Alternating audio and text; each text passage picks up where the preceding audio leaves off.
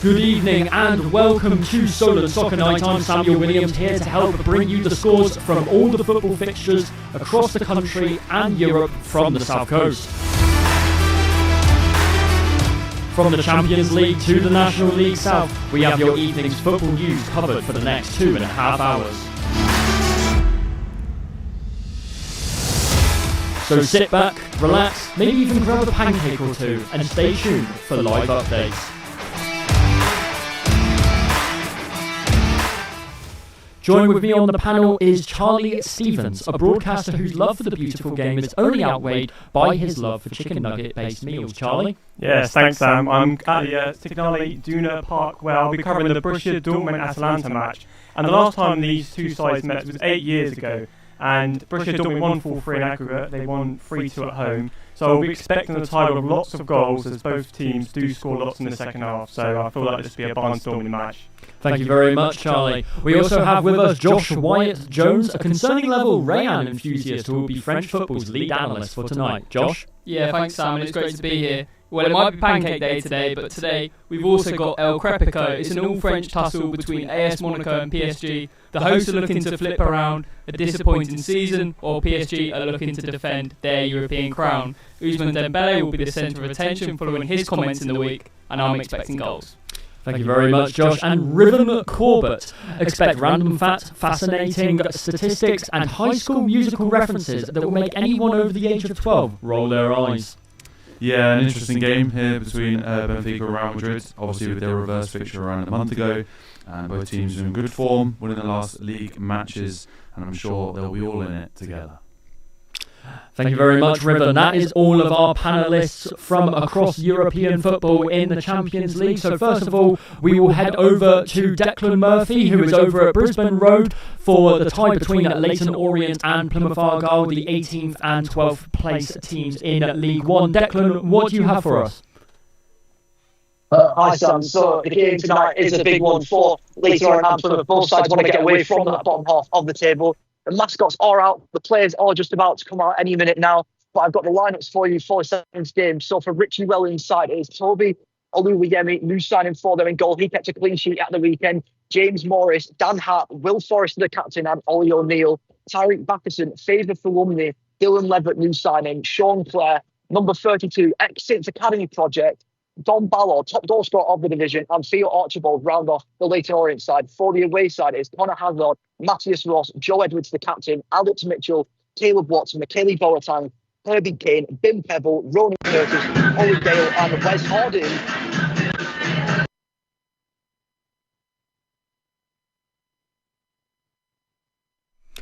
That was Declan Murphy over at the Leyton Orient Plymouth Argyle game, and we'll be moving over to League Two now in the tie at the MK Stadium between MK Dons and Crawley Town. Leighton Hewlett is on the scene. Hi Sam, we're here at Stadium MK. Game is literally about to kick off. Dons sit in 5th, Crawley in 22nd. This is a real big push for Dons if they want to try and get promoted out of this league. Need to win this one to get into that top 3, depending on other results around the grounds. Crawley, on the other hand, will be trying to push out of the relegation, and they will look to do that in this game, considering they've only scored 3 goals in the last 3 games. Kickoff is pretty much coming up within 5 minutes.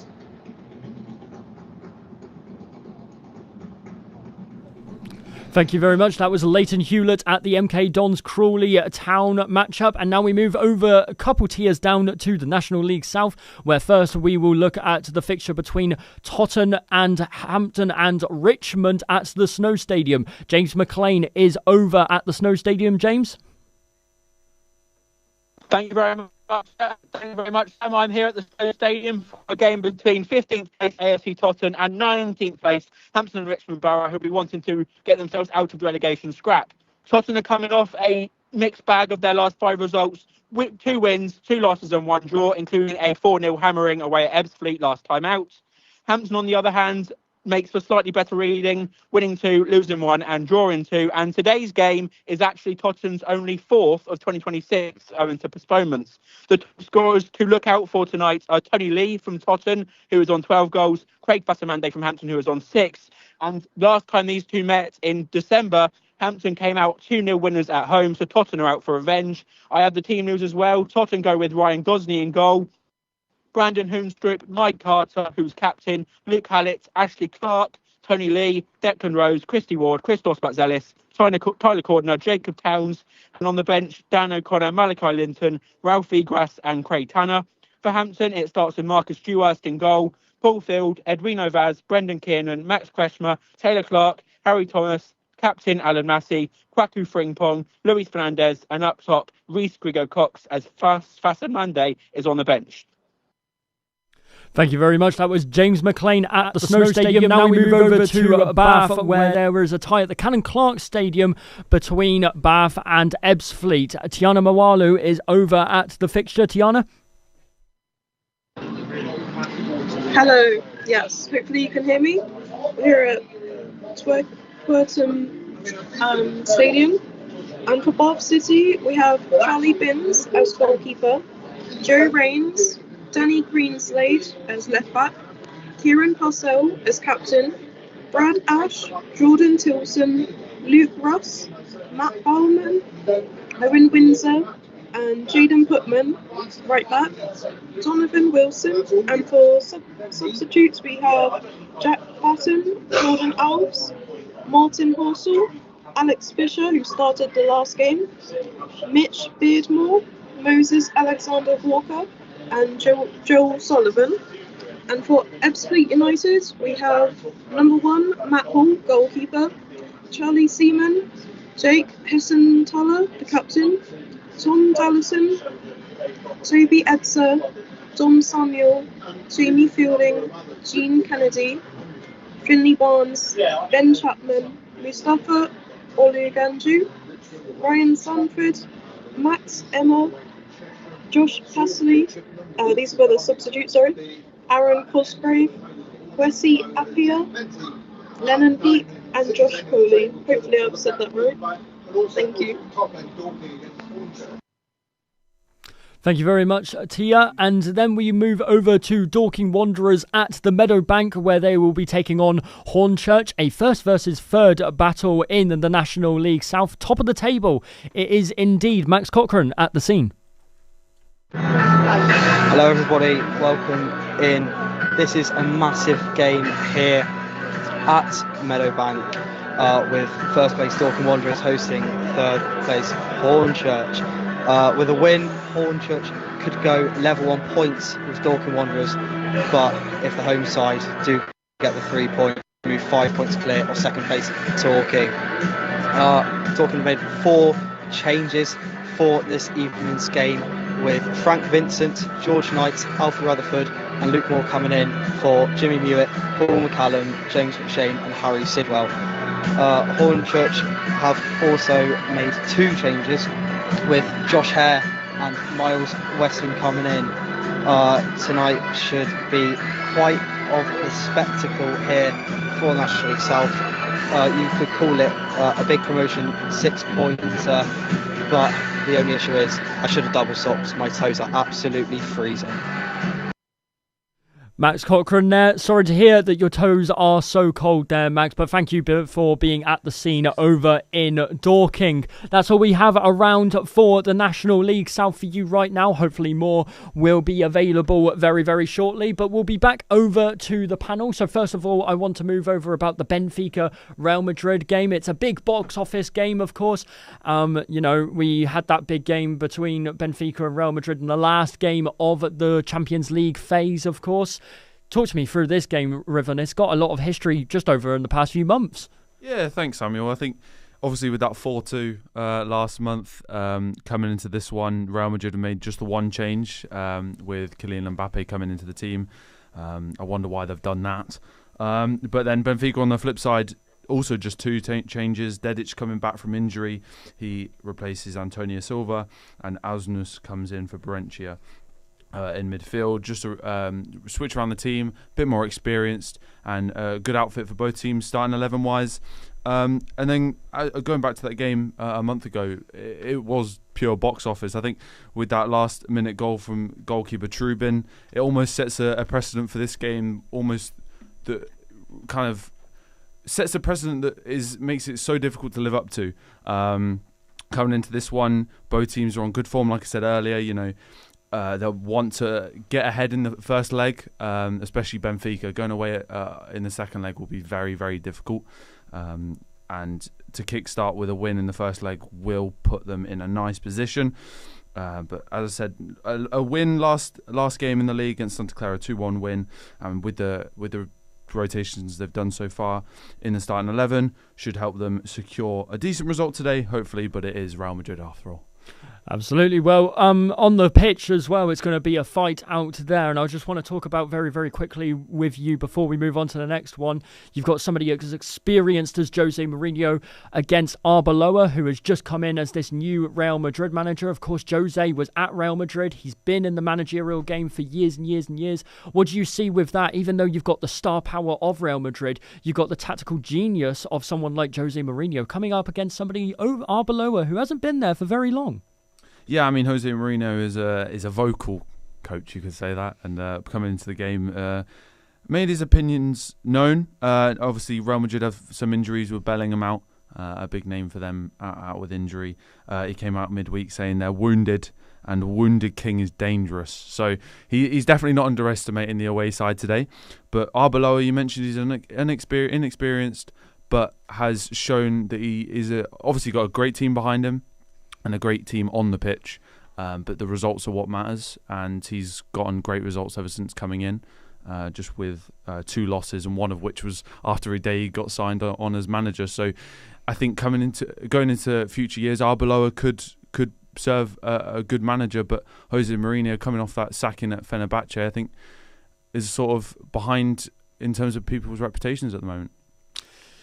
Yes, thank you very much, Riven Corbett. That was a little bit of an intro into the Real Madrid-Benfica game that we will be giving live updates onto. But over in League One, I just want to give a quick update because we do have Jake Pierce at the Select Car Leasing Stadium with the tie between Reading and Bolton in a playoff fighting tie. Jake Pierce is on the scene. Thank you very much, Jake.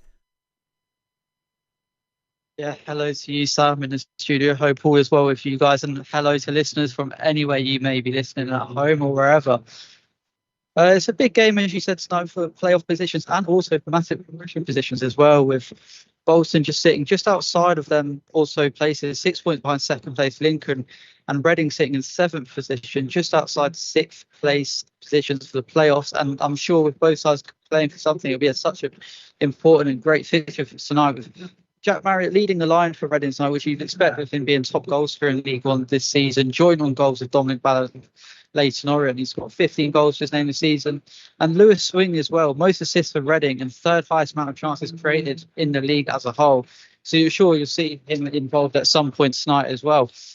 Bolton, on the other hand, though, as I said, no pushovers. They've made 4 changes tonight, Stephen Schumacher's side, and Mario Cozier-Dubry's not made the bench or the starting 11, so you'd assume he must be injured tonight because he's been such an important player for Bolton this season. And it'll be interesting to see how they got on without him. But I'll be here for the whole night providing you with live updates. Thank you very much, Sam. Thank you very much, Jake. You're looking very cosy over there in the Select Car Leasing Stadium in the tie between Reading and Bolton. So now we're going to swiftly move back to what we were originally going to talk about. So next of all, we are going to talk to Charlie Stevens.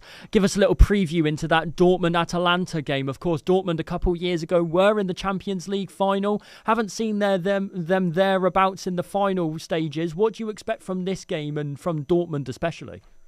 Well, I feel like Dortmund are going to take the game to Atalanta. Obviously, being at home, they've really done well this season in the Champions League. They lost one of their just first 6 games in the Champions League.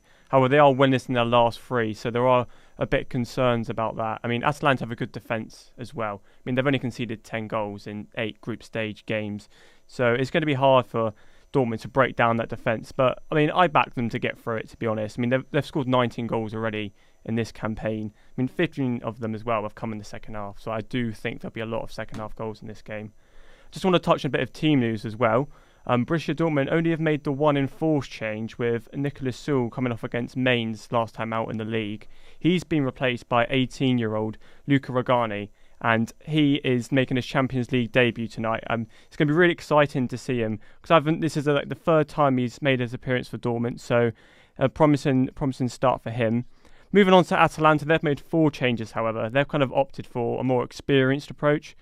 Solly Kolasinac, former Arsenal player, and Oslandu Kosanu has come in at centre-back. So 2 experienced changes there, coming in for Anhor and Scavani, who are 17 and 22 years old each.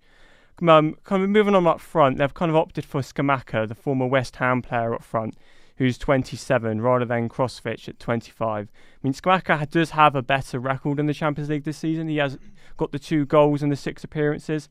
And Pulisic is also coming in. It's adding a more of experienced head coming away from home. He's 31 compared to the Lazar Skamadic at 23.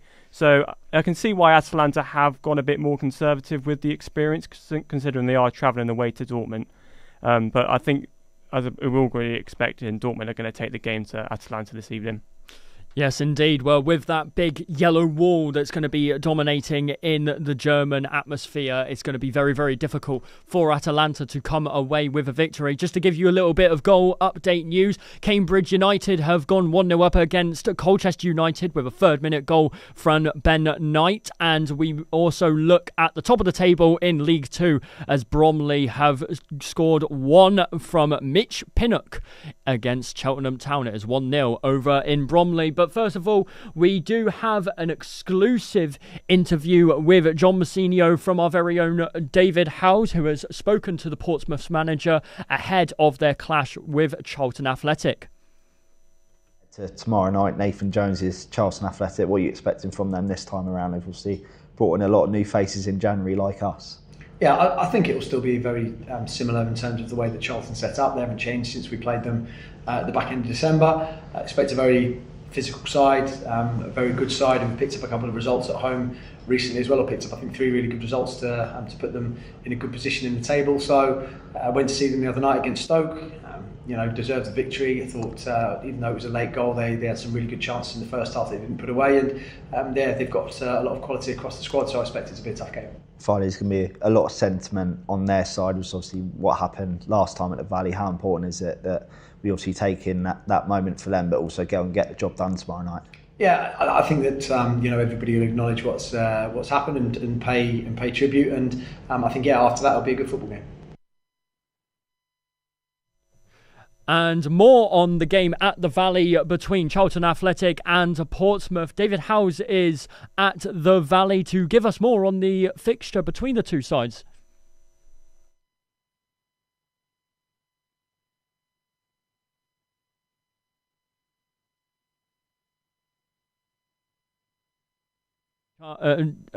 David is just muted at the moment. David, we would be able to hear you a lot better if your microphone was on, my friend.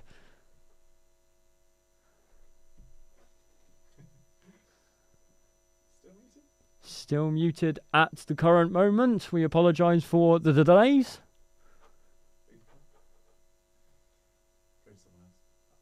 And we'll move swiftly onwards. We'll move over to Leighton Hewlett, who is at the MK Dons Stadium, and he seems to have an update from the MK Stadium against Crawley Town. Leighton?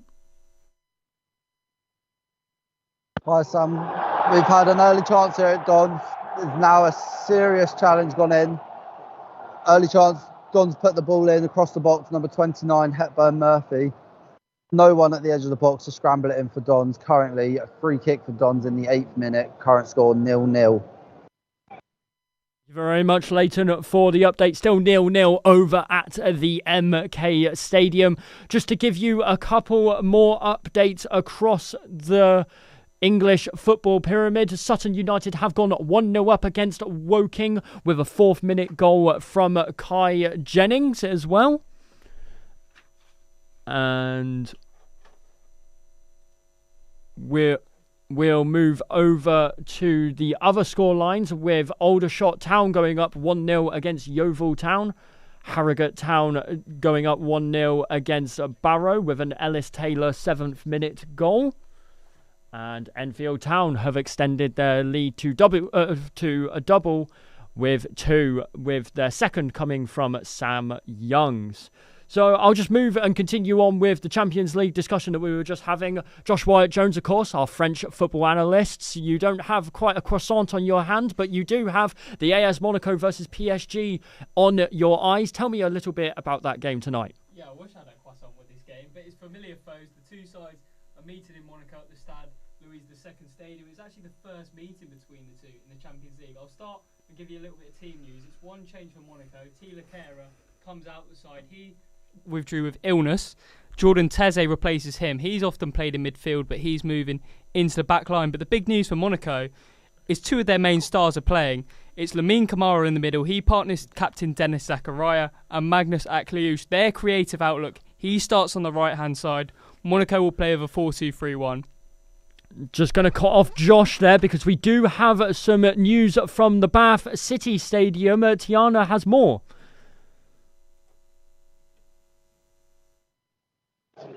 Yes, hello. So here at the stadium, we had a goal for Bath City. And it was number 22, I believe, Matt Bowman.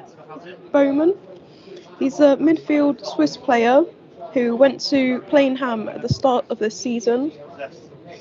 And everyone loved the goal on this side anyway. It was very loud. And I believe Brad Ash has come off for injury as well just now. But yes, that's my update. Thank you very much, Tiana. And we'll also move over to the Snow Stadium where Tottenham are playing Hampton and Richmond, where James McLean has an update. Thank you, Sam. As I said, it's only a few minutes old, this game, but Tony Lee is really wanting this 13th goal. He's already had a couple of chances. Couple of headers have gone slightly astray, and then he's tried one after picking up a cross from Brandon Holmstreet. But hang on a minute. Oh, that could be a red. That could be a red. Declan Rose was brought down. It looked very much like a last man tackle. Tottenham players and fans are going mental. That was right on the edge of the box. What's the ref decision? I think it is number 3, Edwino Vaz for Hampton involved here. Looks to be just a yellow. He's got away with one there, if I'm brutally honest. I was going to also say that Jacob Towns has just picked up the first yellow of the game, but it looks very much like there's going to be a second one here. I'll keep you posted. Yeah, just a yellow there for Edwino Vaz, I believe. Tottenham fans not happy. Don't want to say for this free kick. Handbags and scenes at the Snow Stadium. Thank you very much, James McLean. A tackle on the edge of the box has brought the referee's cards out, it seems. So we'll swing right back over to Josh Wyatt-Jones. Just give us a little bit more on the rundown about the PSG Monaco game. I'm sure we'll have to cut you off again at some point. Yeah, no worries. We'll move on to the PSG team now. They've made 2 changes. So Desire Doué comes out of the side, and so does Ilya Zabani. Replacing them will be Bradley Bacola and Marquinhos, their skipper. PSG are going in a 4-3-3 formation, and this game is all about Monaco's defence. They'll look to defend they'll look to have a lot of possession, build up play, whereas PSG, they want to hit with pace on the counter-attacks. It's all about open space for the Parisians, and Monaco have actually not conceded in the last 315 Champions League minutes at home. It's all about their defence. Can they hold on tonight? I'm not sure. And I'm sure you're asking finally, who will they play with a win? Well, it's not a nice one. It's either Chelsea or Barcelona. A difficult one in the Champions League for the winner of the game between PSG and Monaco. Will swing all the way over back to the edge of London in Leyton Orient as Declan Murphy has an update on the Leyton Plymouth game. Declan? Yeah, it is 0-0 currently here at Leyton Orient and Plymouth. Plymouth forced into making an early substitution. Brendan Weirdo on for Herbie Kane. Alex Mitchell with the best of the chances so far. Bit of an end-to-end game, but yeah, currently still 0-0 here in London.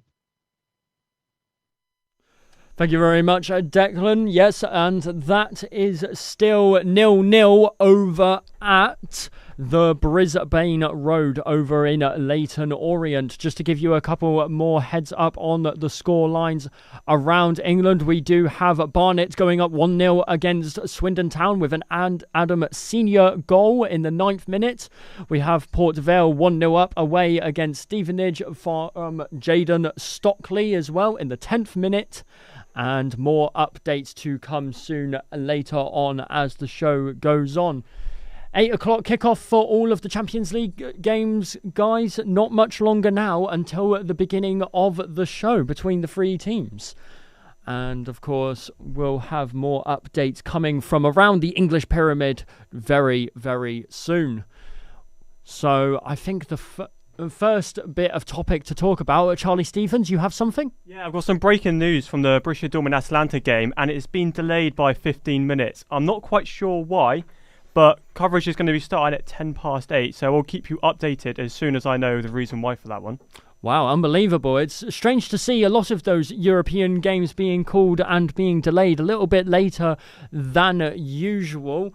We'll be coming swiftly also on to the PSG Monaco game. Is there anything that you can tell us about sort of who's at home and what impact does that make? It is at the Stade Louis II stadium, of course. It's actually a very small stadium in attendance with only 16,000. Tell us a little bit about the impact that will make to the game between Monaco and PSG. Yeah, it's quite an interesting attendance actually, Sam. It's sort of got the corners are actually quite empty. But what I am going to say is the players have come out onto the pitch, and the Monaco fans behind the goal have actually got a number of different, I think they're banners and towels with messages, and it seems like a bit of a protest. These are messages that look to be towards the board, asking for the directors to get out.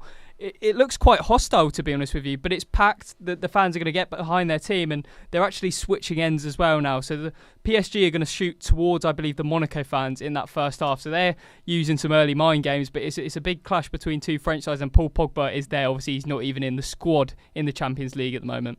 Wow, two French giants of French football. But we'll be moving over to the Valley with Charlton Portsmouth. David Howes is now finally able to give us an update on the game at the Valley. David.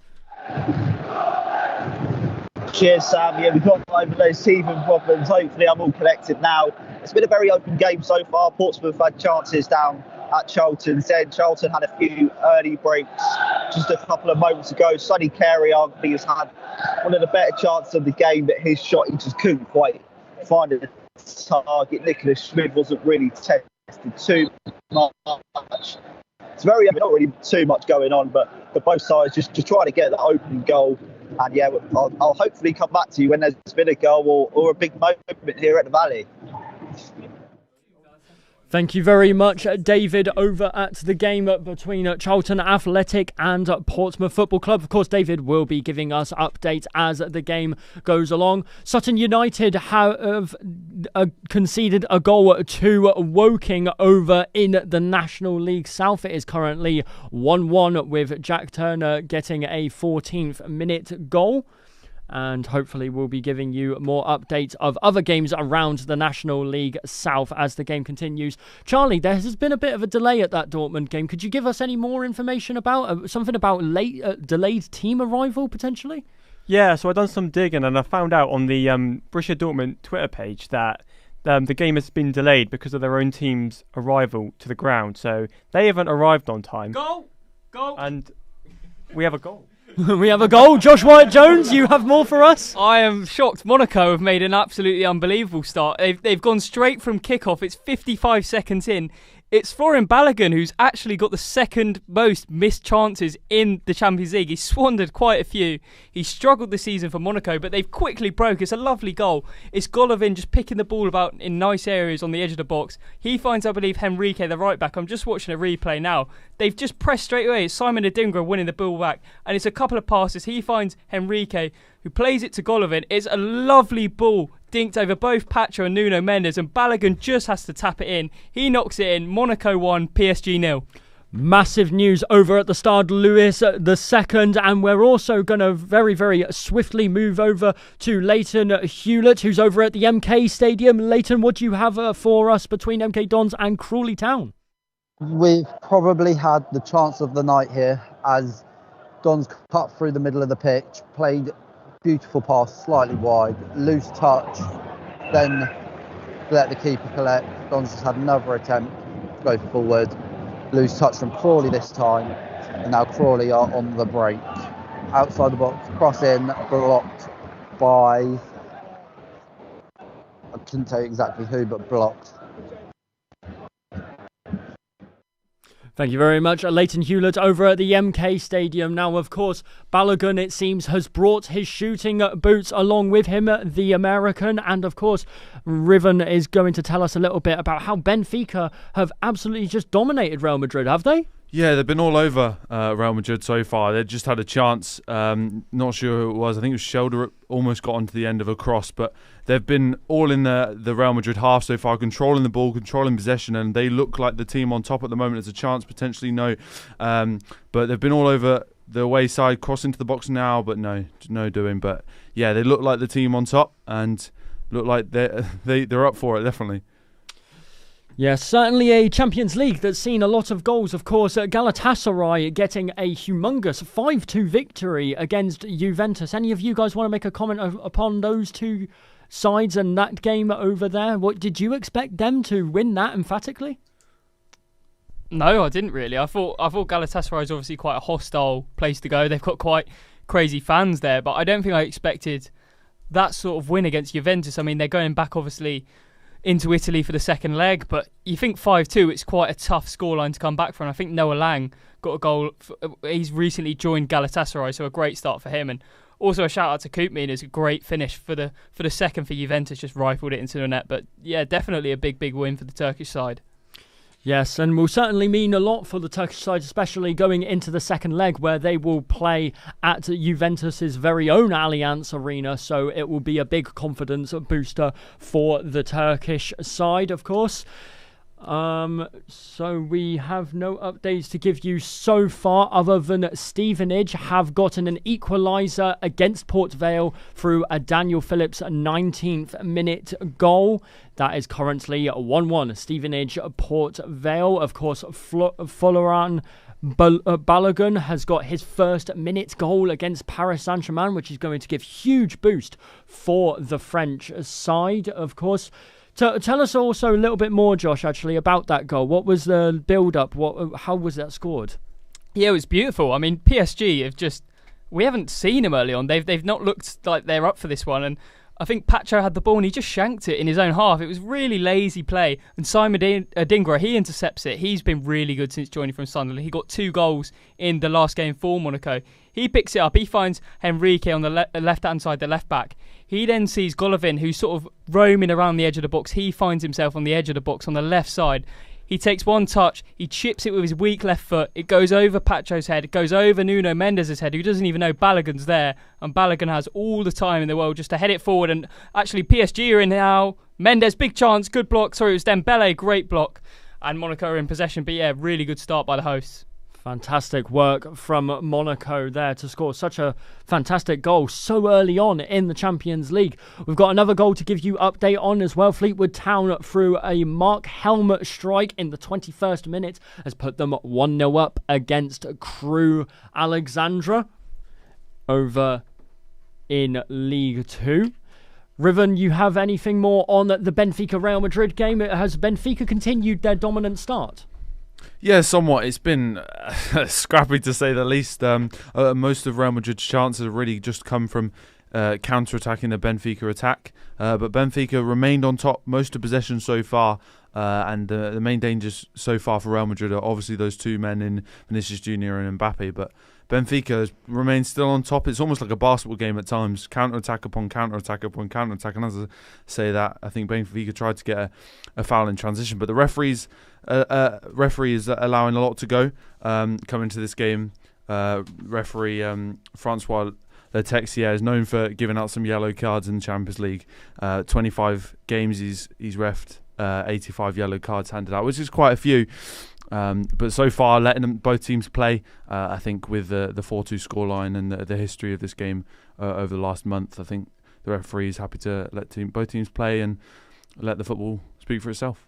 I mean, you look at that Real Madrid team across the board, it is full of pace and it is full of power. Defensively, though, Real Madrid, even so with a few injuries here and there, are still an incredibly strong defence. Who are you looking towards? Maybe someone like Dean Howson, who has come in from Bournemouth over in the summer. How has his defensive capabilities increased for Real Madrid?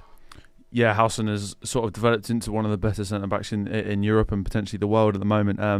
Obviously, alongside Rudiger, they've kind of formed a partnership. Rudiger on the more experienced side, and Howson's kind of grown into the player he is, obviously moving from Bournemouth, and kind of looked natural at Real Madrid, to say the least. And that Real Madrid team, I'm watching it now on the ball, and they just look calm, controlled, and now they've got the possession and got it off Benfica. They just look to find every little gap, passing into that midfield, rotating in and out of possession with Trent coming into midfield, filling the gaps in midfield and just trying to create as many chances as possible. Yes, and of course there's a goal over at the Valley. Charlton Athletic have conceded to Portsmouth. David Howes with more over at the Valley. David.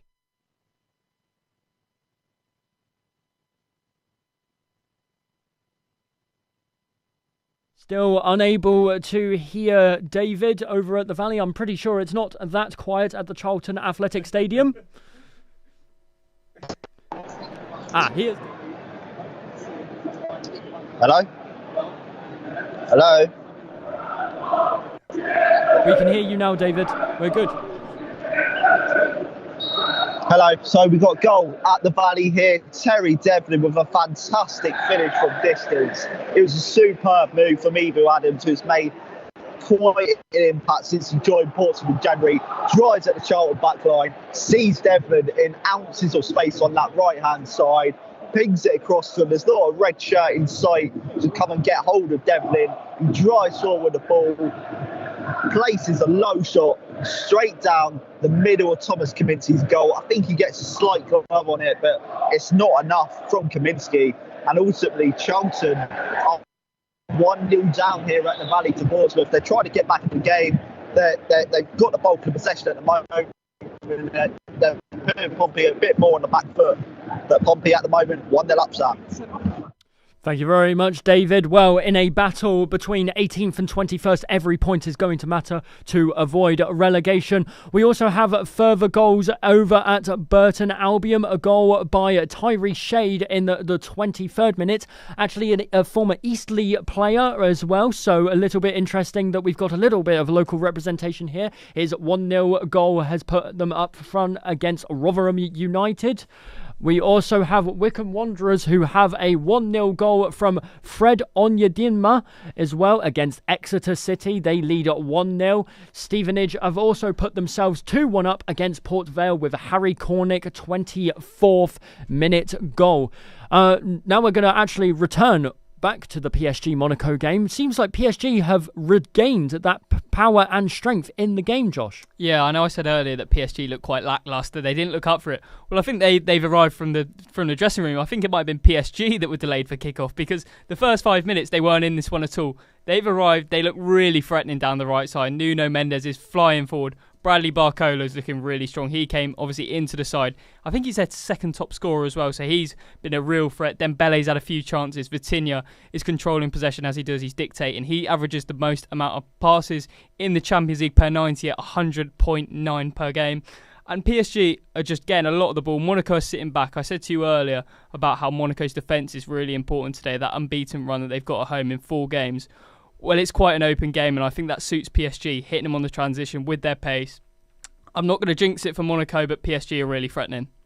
Yeah, a rapid team, PSG. Some of the fastest players in European football. Still 1-0 to Monaco over at the Stade Louis II Stadium. More updates from around the English pyramid as Cheltenham have levelled against top of League 2 Bromley through an Isaac Hutchinson 25th minute goal as well. We also have further updates from Jake Pierce at the Select Car Leasing Stadium between Reading and Bolton. Tell us a little bit more, Jake. Hello, Tues. It's been a bit of a cage open. I was ready. Bolton just came very close, ball across the box, but it's been cleared away. But just as I was about to talk to you then, been a bit of a cagey opening first few minutes. I mean, Bolton had a chance in very 2 minutes in. John Kenny's very simple shot, wasn't really going to trouble Reading at all. But Reading went up the other end very quickly after that, and I believe it was Liam Fraser. It was a shot just on the edge of the box, and it blazed over, but it was enough to get the crowd going. I'll tell you what, so far it's been quite a noisy affair so far. Bolton making a lot of noises from my right-hand side and bottom corner, but still nothing major to report just yet for you, unfortunately. Thank you very much, Jake. And back over to the Valley as David Howes has another update from the Charlton-Portsmouth game. David, we're sick of seeing you. You're back again. What's going on over at the Valley?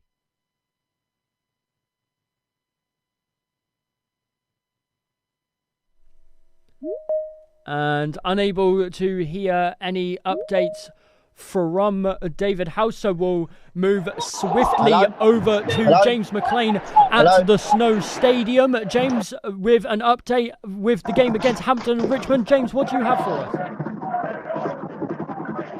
Thank you, Sam. It's been a goal for Hampton and Richmond, the visitors. It was a lovely team move. Started in the Tottenham half. It was rounded off by Taylor Clark, who slipped the ball through to 39 Rhys Grigo-Cox, Hampton's second top goal scorer this season. He scored his fifth of the season. He slotted it very calmly to Ryan Gosney's right. Gosney did his best, but that is in the corner as can be. And as a Tottenham player just getting treatment now, but the big headline here from the Snow Stadium is it's AFC Tottenham 0, Hampton and Richmond Borough 1. Thank you very much, James, and we'll now be able to return to the Valley with David Howes on the update between Charlton Athletic and Portsmouth. David?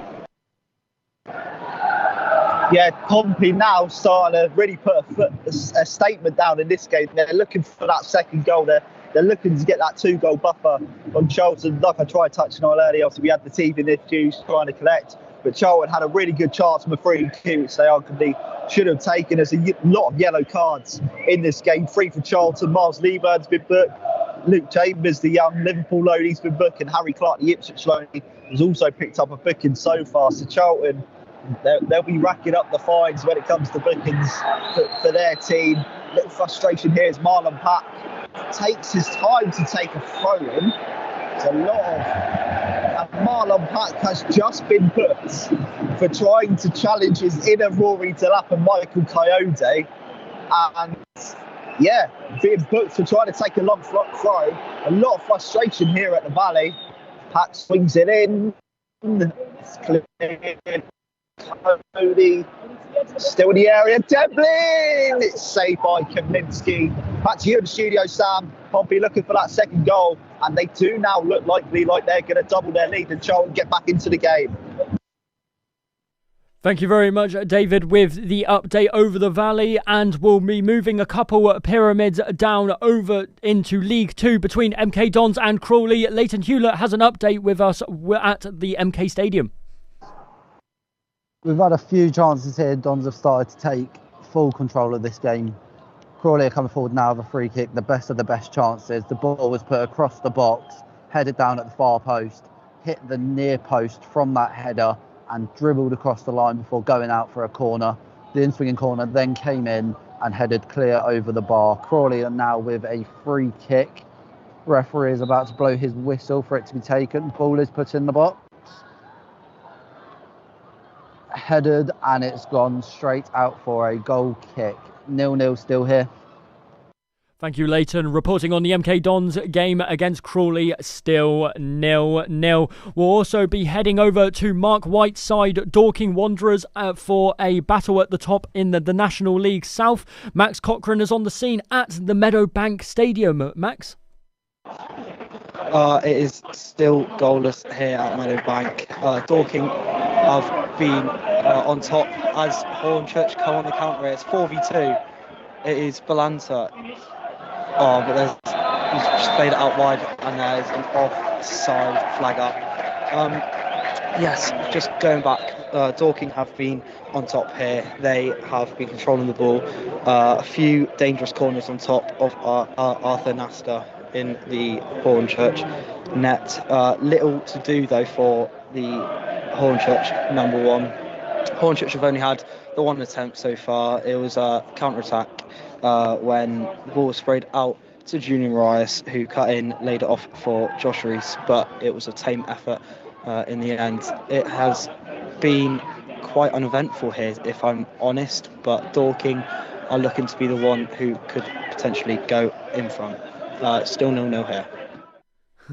There seems to be a goal at the Signal Iduna Park. My ears are ringing. Charlie Stevens, tell us. Yeah, it's just entered the second minute of the game, and Dortmund have already taken an early lead. I mean, I was expecting goals in the second half, not in the first. It's an electric start. It's a ball to the back post, and it's Sihor Gassaray with the goal. It's his 4th Champions League goal now in 9 appearances.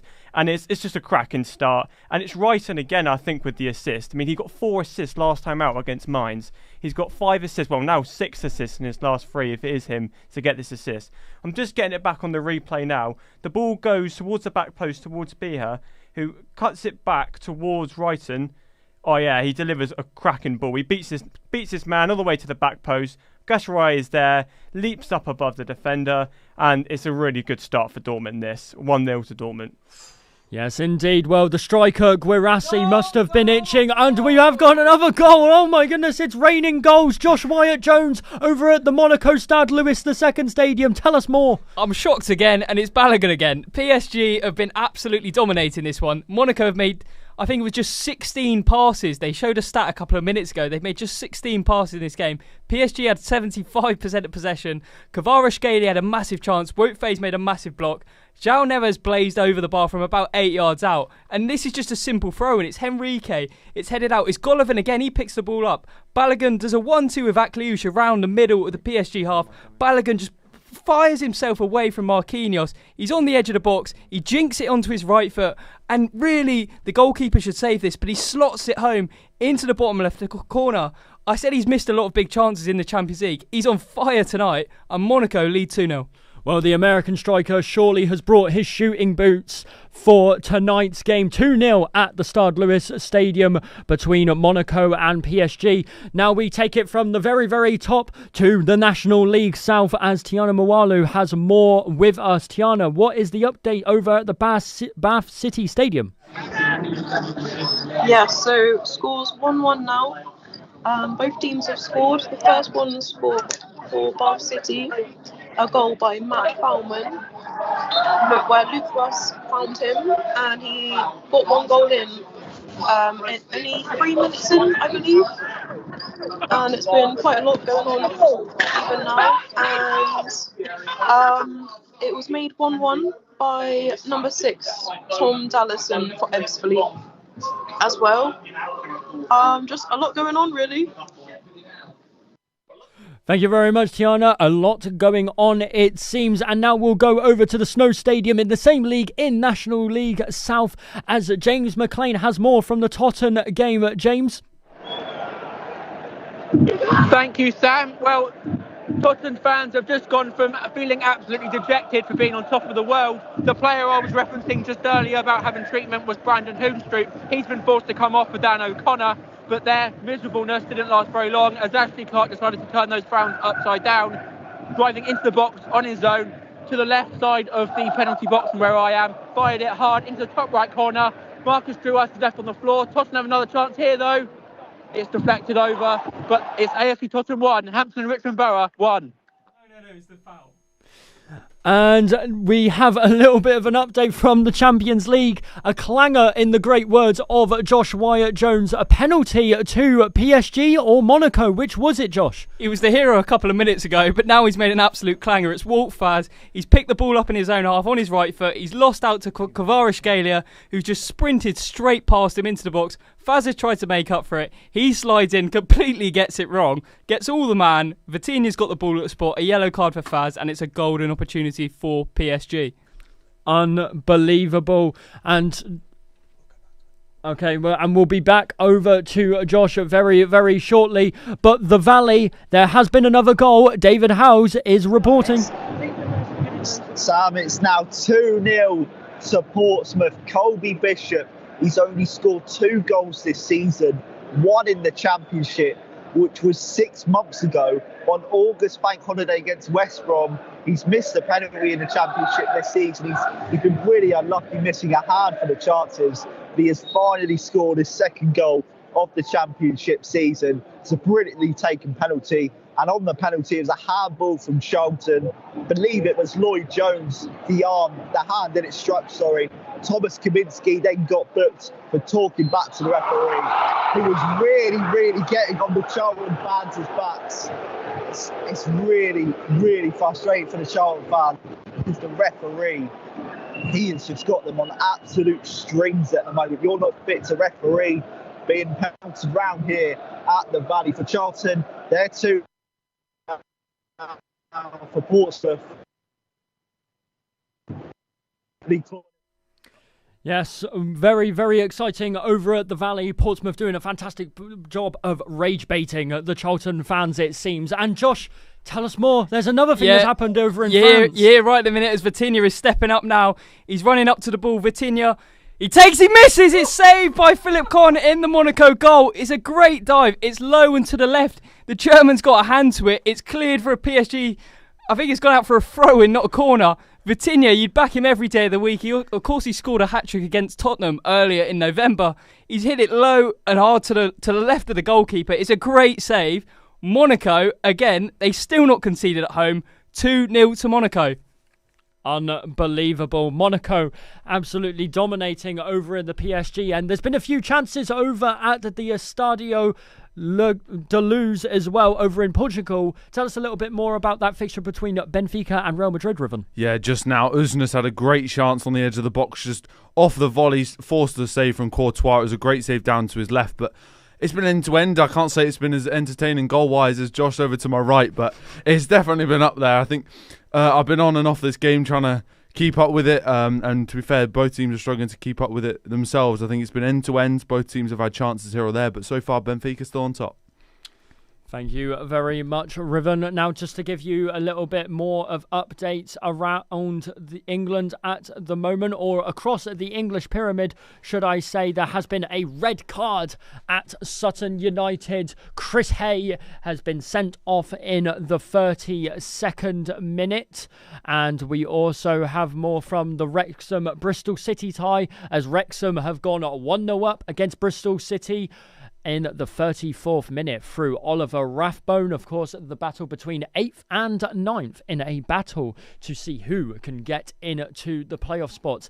Any more updates to give us from the Dortmund-Atalanta game at Charlie Stevens? It was a loud shout for goal with that goal from Guirassi, but it seems as though not much has happened since then. And I'm going to cut you off, Charlie. We were just about to go to you, but Josh has stolen the show right away. You can go to Charlie. There's a change actually for PSG in the 25th minute. You can go to Charlie, but Desire Doué is actually stripped and ready to come on. He's not. The board's not up yet because I think Dembele's coming off here. Dembele's rolled his sock down.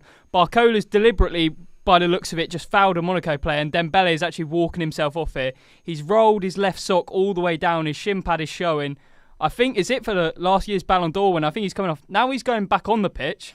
Desire Doué, however, has actually gone to come on the pitch. It's a really weird one as Dembele's gone back onto the pitch. Doué's taken off his jacket. We're now seeing a replay again. You're just going to have to maybe go to Charlie quickly. I don't know what's happening because Monaco is now asking for treatment. Dembele is not coming off. It's a bit reminiscent to actually Kepa Arrizabalaga a couple of years back. I'm not sure what's happening. I think go to Charlie. Confusion over in the south of France, it seems. Similar confusion over in the Signal Iduna Park, Charlie? Yeah, I mean, it's been quite slow. It's just after 10 minutes now in the game. I mean, the electric start with Dortmund has kind of, the game settled down. It's been quite 50-50 now. As I just seen the last Atalanta player just get absolutely crunched on the halfway line by the Dortmund players actually come off worse, and that was a break in play. But it's been quite a slow start after the early goal there. Bit of a slow start over in Germany, but back over to France. We're switching between the two countries constantly at the moment. Josh, what do you have for us? Yeah, I'm still not sure what happened there, to be honest. Dembele is now off. Dembele's day is done. Ousmane Dembele is off. He obviously scored a couple of goals last time out for PSG. He's their main man. And I'm not sure what the problem was. It kind of happened off the ball. We didn't see anything. But then Dembele started walking off with his shin pads out.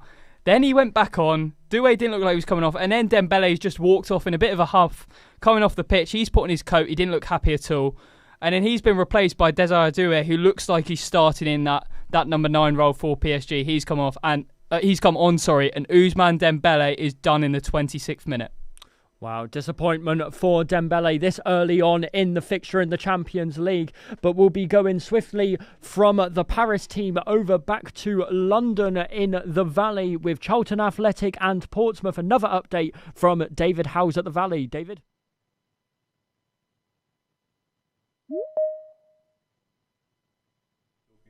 And nothing seems to appear from David, so we'll be going over to the National League South game between Tottenham and Hampton and Richmond, where James McLean has more for us. Tottenham have been very unlucky this evening so far in terms of early subs. It was Jack Towns, I believe, who's number 28, who actually picked up the first yellow card of the game, as I said earlier. He's been taken off for number 11, Malachi Linton. Didn't seem to be any injury problems in this one, but that's been the case. That's happened. And just seconds later, in fact, Malachi Linton had a chance himself up the Hampton end. Marcus Drewhurst got the better of him. He couldn't quite get it out of his feet. So it still remains AFC Tottenham 1, Hampton and Richmond Borough 1. Thank you, James McLean. Plenty of action going all around, and we'll be updating you across the whole of National League South. Not much more updates to give you, other than France again. Another goal. Josh Wyatt-Jones has more. Who would have thought it's Desire Doué? He's just come on. He's put his hands to his ear. I didn't really get it. Desire Doué, I think he's picked up on the left side of the box. He shimmied a little bit. He's taken it onto his left foot and he smashed the ball hard and low. It's an outstanding finish. He's actually been nutmegged. This could be a foul. He's taken out, I think it's Vanderson on the halfway line. João Neves picks it up. He finds Bradley Barcola, who shimmies around the right back. He finds Desire Doué in the box. Desire Doué, it's an amazing finish, low and hard. Smashes it off the right post of the Monaco goal. He looks to have given PSG a lifeline. Dembele's just come off. Doué comes on. Instant impact. He struggled. He's not scored in his last 6 games. He certainly scored tonight, but we are doing a VAR check here. So this could be disallowed here. It did look like a foul. I'm not sure. What a skillful player has Desire Doué been for the last year for PSG. Tell me a little bit about his impact since coming and breaking into that first team, Josh. Yeah, he obviously joined from Rennes last summer and he won the Golden Boy. You know, he won the Champions League with them last year and he looked like one of the best wingers of the world. This year has been a little bit more subdued from him. He hasn't scored in his last 6 games, as I just said, and I think he got dropped out of the side today quite, understandably. Barcola's been really good. And actually, it's been given a goal. It is a goal. It's Monaco 2, PSG 1. This is a really good game now. Half an hour on the clock. 2-1. PSG have controlled most of this game and it's really open. And I think that suits the Champions League holders. 2-1. Desire Doué, great finish, great impact. A game of open play, it seems. We have had 3 goals between the 2 French sides to follow, and I'm sure that we'll be giving much, much more updates as the game continues. Charlie, you've been cut off this whole show, Charlie. What's going on in Germany? I want to know. Well, we've just crossed 15 minutes. I mean, like I say, bar that early goal, it's been a bit slow, to be honest with you. I mean, Dortmund have now kind of regained possession, but they don't look in a particular rush to get that second goal. They're quite happy just to sit on their 1-0 lead for now. So I'll let you know if anything more exciting happens, but it's quite slow in proceeding so far. And back over to the Select Car Leasing Stadium over for Reading Bolton. We have Jake Pierce who has an update for us live. Yes, hi Sam. It's ramped up a little bit in the last few minutes since I last spoke to you. Unfortunately, Hayden Roberts had to go off early for Reading due to an injury. He went down and he needed some treatment, and in the end, he was replaced by Paddy Lane for Reading. There's been a few chances to talk about since then. Kamari Doyle had a shot down the right-hand side for Reading, but that was placed over the bar. Ibrahim Sissoko went down the left-hand side for Bolton, causing a foul from Paddy O'Connor in the end it was, who received a yellow card for his late attempt on Sissoko. And from that resulting free kick, Sam Dolby headed just wide of the post. It had beat Joel Pereira in goal for Reading, but Sam Dolby just wasn't able to get it on target in the end. So it remains 0-0 here between the two sides, but it's certainly ramped up a little bit with Bolton fans in full force now. Thank you very much, Jake. It is still very, very much a fight for those playoff spots between Reading and Bolton. So still 0-0 between the two sides. There has been a lot of half-time whistles have been going off across the country now, as a range of different games all across from the Championship all the way down to the National League level have seen half-time. Of course, we'll give you another update as well. Wimbledon have gotten an equaliser against Cardiff City. The earlier Joel Colwill goal from Cardiff's very own has been equalised by Matty Stevens on the brink of the half-time whistle. That remains 1-1 at the Cardiff City Stadium. Any more to give us, Riven, on the Real Madrid-Benfica game? Yeah, I mentioned earlier it's been end to end, and that remains the same. Neither team really getting many shots on target, but a lot of it's driving to the byline, putting crosses across the box, and I think so far it's just been a battle of the midfield. Neither team really been able to get a grip hold on the game at the moment. Just Real Madrid controlling possession at the moment, but yeah, chances here or there, but nothing concrete as I believe Real Madrid player just get pushed over, but that's the biggest update I can give you right now. No problems at all. It still remains 0-0 at the Estadio da Luz in Portugal. To give you another update as well, Blackpool's Niall Ennis has gotten a 34th minute goal against Mansfield Town. That is 1-0 to the Blackpool side. Any more updates to give us? It's been absolutely chaos over in the south of France, Josh, and you've seemed a little bit quiet in the last 5 minutes. Nothing more to tell us? Well, quiet for this game. It's been an absolute whirlwind of a game. It's been brilliant though. It's really open. And I said to you earlier a couple of times about Monaco, how they're quite positional. They want to be defensive. It's been far from that, and I think that's because they scored first. It's ever since it's been so open. PSG looks so threatening. Every time PSG go forward, they look like they're going to score. And they haven't. Monaco have defended well other than that penalty giveaway. But also Monaco, on the other hand, they haven't had a lot of the ball. I mentioned earlier they haven't completed many passes. They look so threatening. Golovin has been outstanding. Maglus Agliouche, I spoke about him being a big person to be in their team earlier, and he was a doubt before the game. He's been brilliant on the right-hand side. Lamine Camara as well, I mentioned earlier, he's been quite quiet actually, because Dennis Zakaria has been a real brute. Their skipper, he's been good in the midfield. Nuno Mendes, just to mention for PSG, picking up the ball in the centre of play. He's drifting inside and he's having a lot of joy. But again, really open game, could go either way. Brilliant watch. Monaco 2, PSG 1. And thank you very much, Josh, for the update from the Stade Louis II. And we do have an update from Brisbane Road over in League One from the Leyton Orient Plymouth Argyle game. A lot of action at Brisbane Road, Declan. Yeah, it's just been brought for half-time here. 1-1 at Leyton Orient and Plymouth. Then Pebble with the first. It was a Curtis cross. Boateng then flicked on. Then Pebble tapped in at the back post. And then instant impact from Leyton Orient. A great cross from Morris. And Ollie O'Neill stays at home. The first time strike. 1-1 here at half-time at the BetRight Stadium between Plymouth Argyle and Leyton Orient. And Declan, just to keep you on air for just a minute longer, tell us a little bit about the game. Has it leaned towards Leyton Orient or has it leaned towards Plymouth Argyle? I noticed that Plymouth were the team to score first.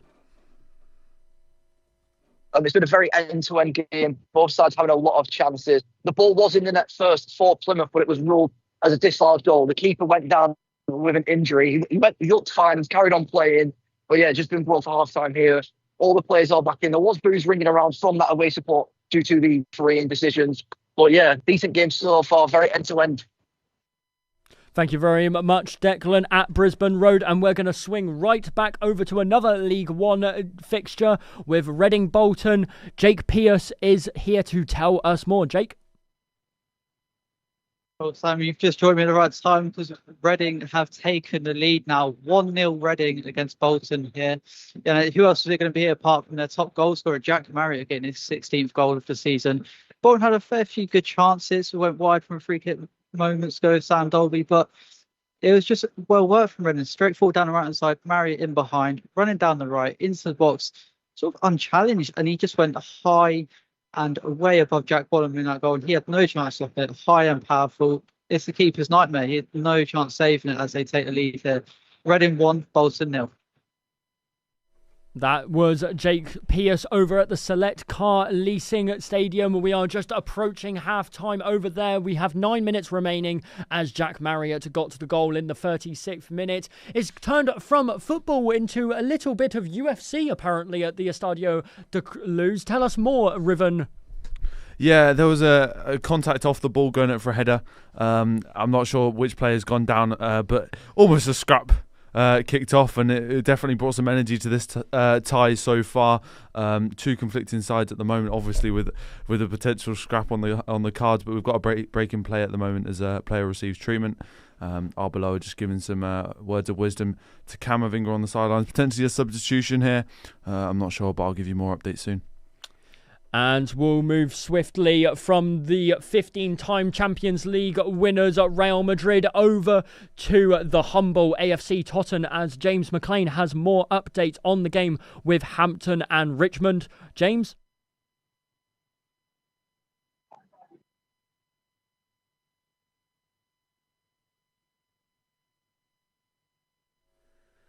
And I don't think we're able to hear from James at the moment, so we'll just move over to the PSG Monaco game, as it still doesn't seem like Kvaratskhelia deserves to be on the losing team, it seems. Yeah, Kvaratskhelia has been absolutely superb. He obviously won the penalty for PSG, but he's been picking up all the right positions, he's been driving, he's been a threat every time he's gotten the ball, he's come close so many times. But I've got to say, Monaco have just nearly scored the goal of the Champions League so far. It was like ping pong. Vanderson and Golovin were almost playing keepy-ups with their head. They were flicking it over PSG defenders, volleying it to each other. The ball goes in. Balogun's gone for a scorpion kick. He's about a yard away from it. He's in the centre of the box by the penalty spot, and he just misses it. So close to a third for Monaco. Well, with confidence like that, with 2 goals, I don't blame him for going for the scorpion kick. We'll swing over also to the Valley as Charlton Athletic are playing at Portsmouth. David Howes has an update for us.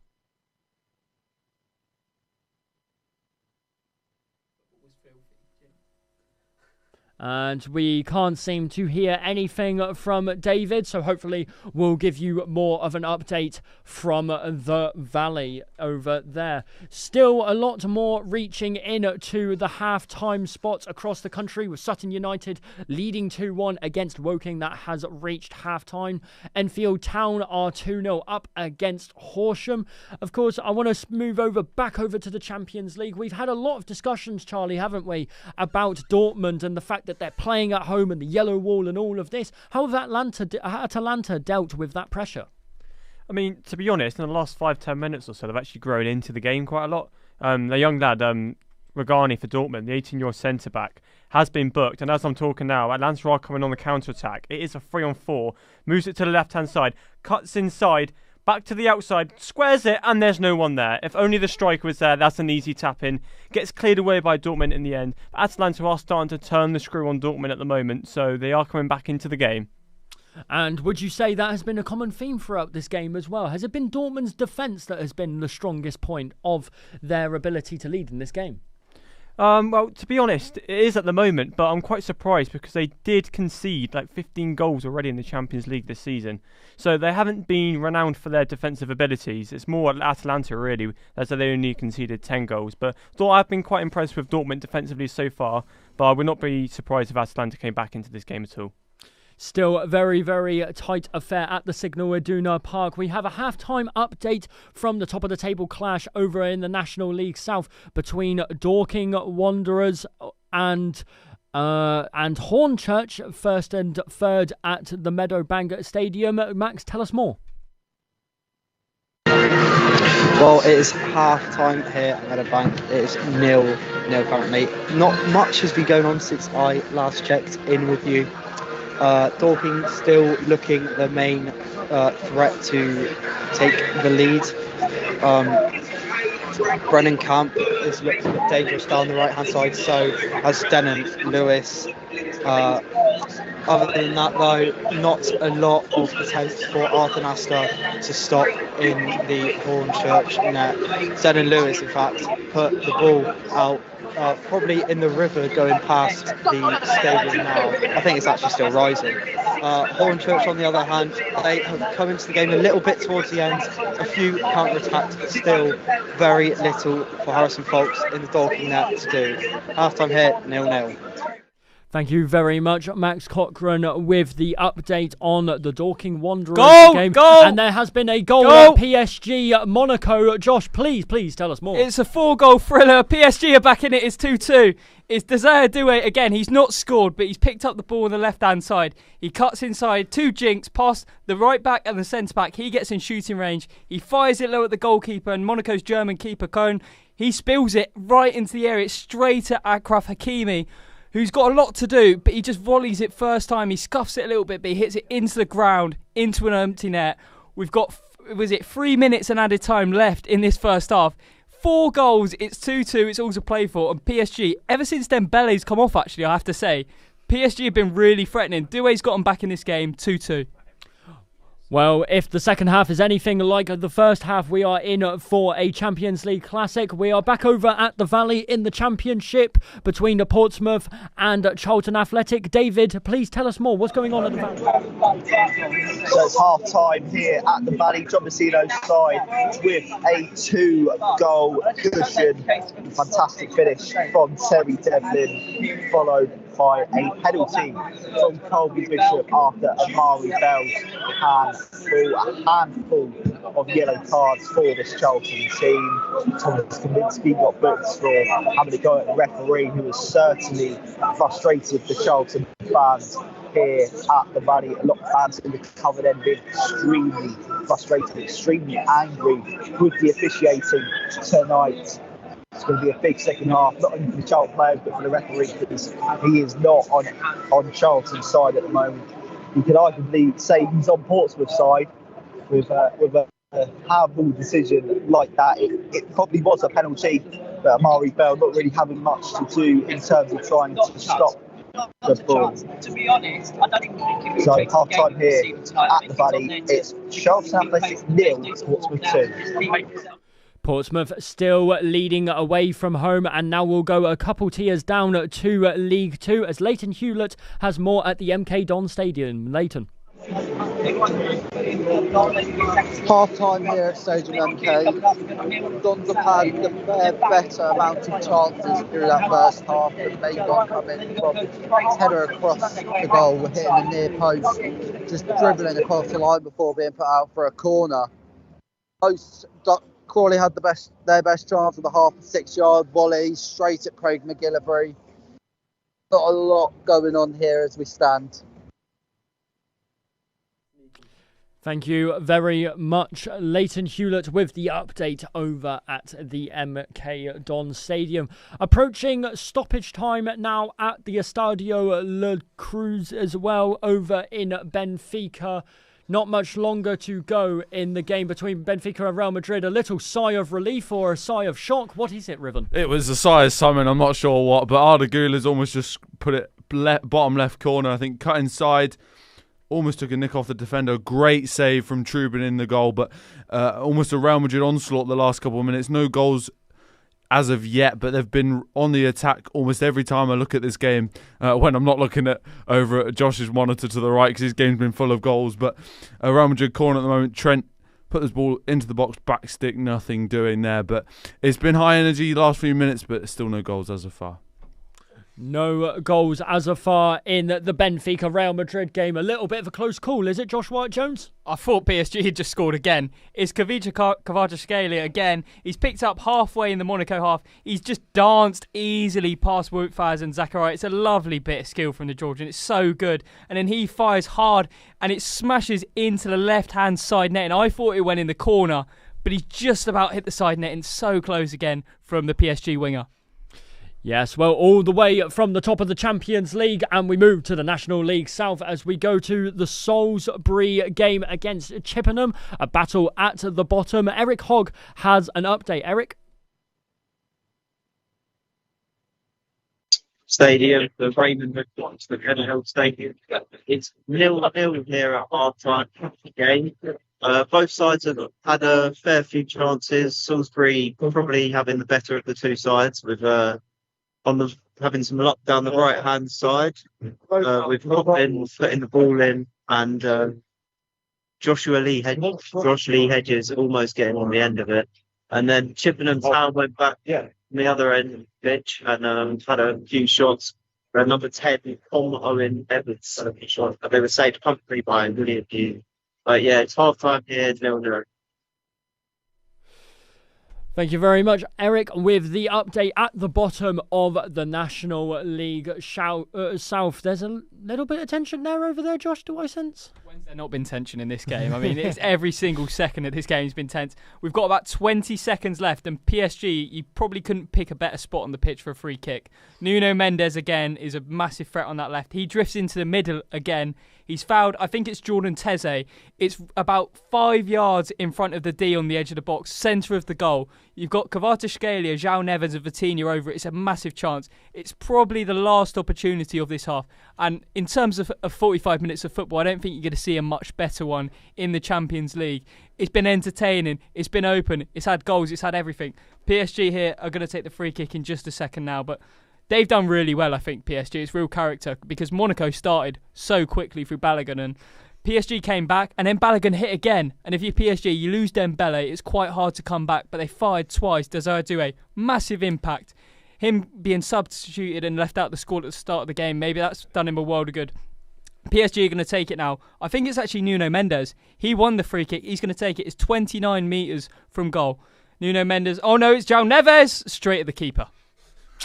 Unlucky there for PSG, looking to take the lead at the Stade Louis II Stadium. And it looks like we have reached half-time at the Monaco PSG game. And to give you another update as well, just on the fringes of half-time, we have Tranmere Rovers conceding to Accrington Stanley. Paddy Madden with a 48th minute goal. So it's at that time now. I'll ask one more thing from our very own Charlie Stevens, because we are still in the first half of that Dortmund-Atalanta game. Charlie, any more updates to give us around the game? Not really, no notable chances from either side. It's like I say, it continues to be quite quiet. The game's in the balance, which is reflected by the 50-50 possession stat at the moment. Just coming up to the 34th minute now. So, I mean, as I'm watching now, Atalanta are on the ball, kind of just passing it around the defensive line. But they have looked threatening in spells in this game, but it has been Dortmund on the whole that looked like the team that are going to get the next goal. Although Atalanta have crossed the ball now into the box, headed towards the goal, and it's easily caught by Gregor Kobel. So 1-0 Dortmund so far, and it still is in this game. Thank you very much, Charlie. We'll be giving you more updates on the Dortmund-Atalanta game as time goes on. We have another half-time update coming up for you. Jake Piers at the Select Car Leasing Stadium in the battle for the playoff positions between Reading and Bolton. Jake? Half time here at the Select Car Leasing Stadium. Reading have 1, Bolton 0, and I think they say neither side can be too angry at that scoreline. Bolton may have started off strong, get some good chances in the open 25 minutes. But Jack Marriott went through down the right hand side and scored that goal. It took Reading in front.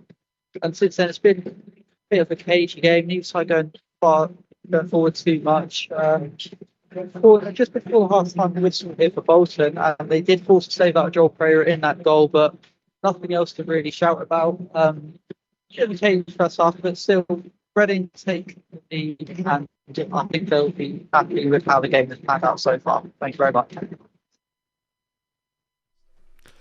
Thank you for the update, Jake. Now, I think it's safe to say that we are hitting half-time for a lot of the big games all across the English Pyramid and Europe. So we are going to have our half-time conversations. I'm going to swiftly move over to Harvey Gehring, and joined with him is Alfie Faulkner for our half-time roundup. Harvey, tell us a little bit about all the half-time stuff. You know, give us a roundup of what's happened in the first half and the games you've seen.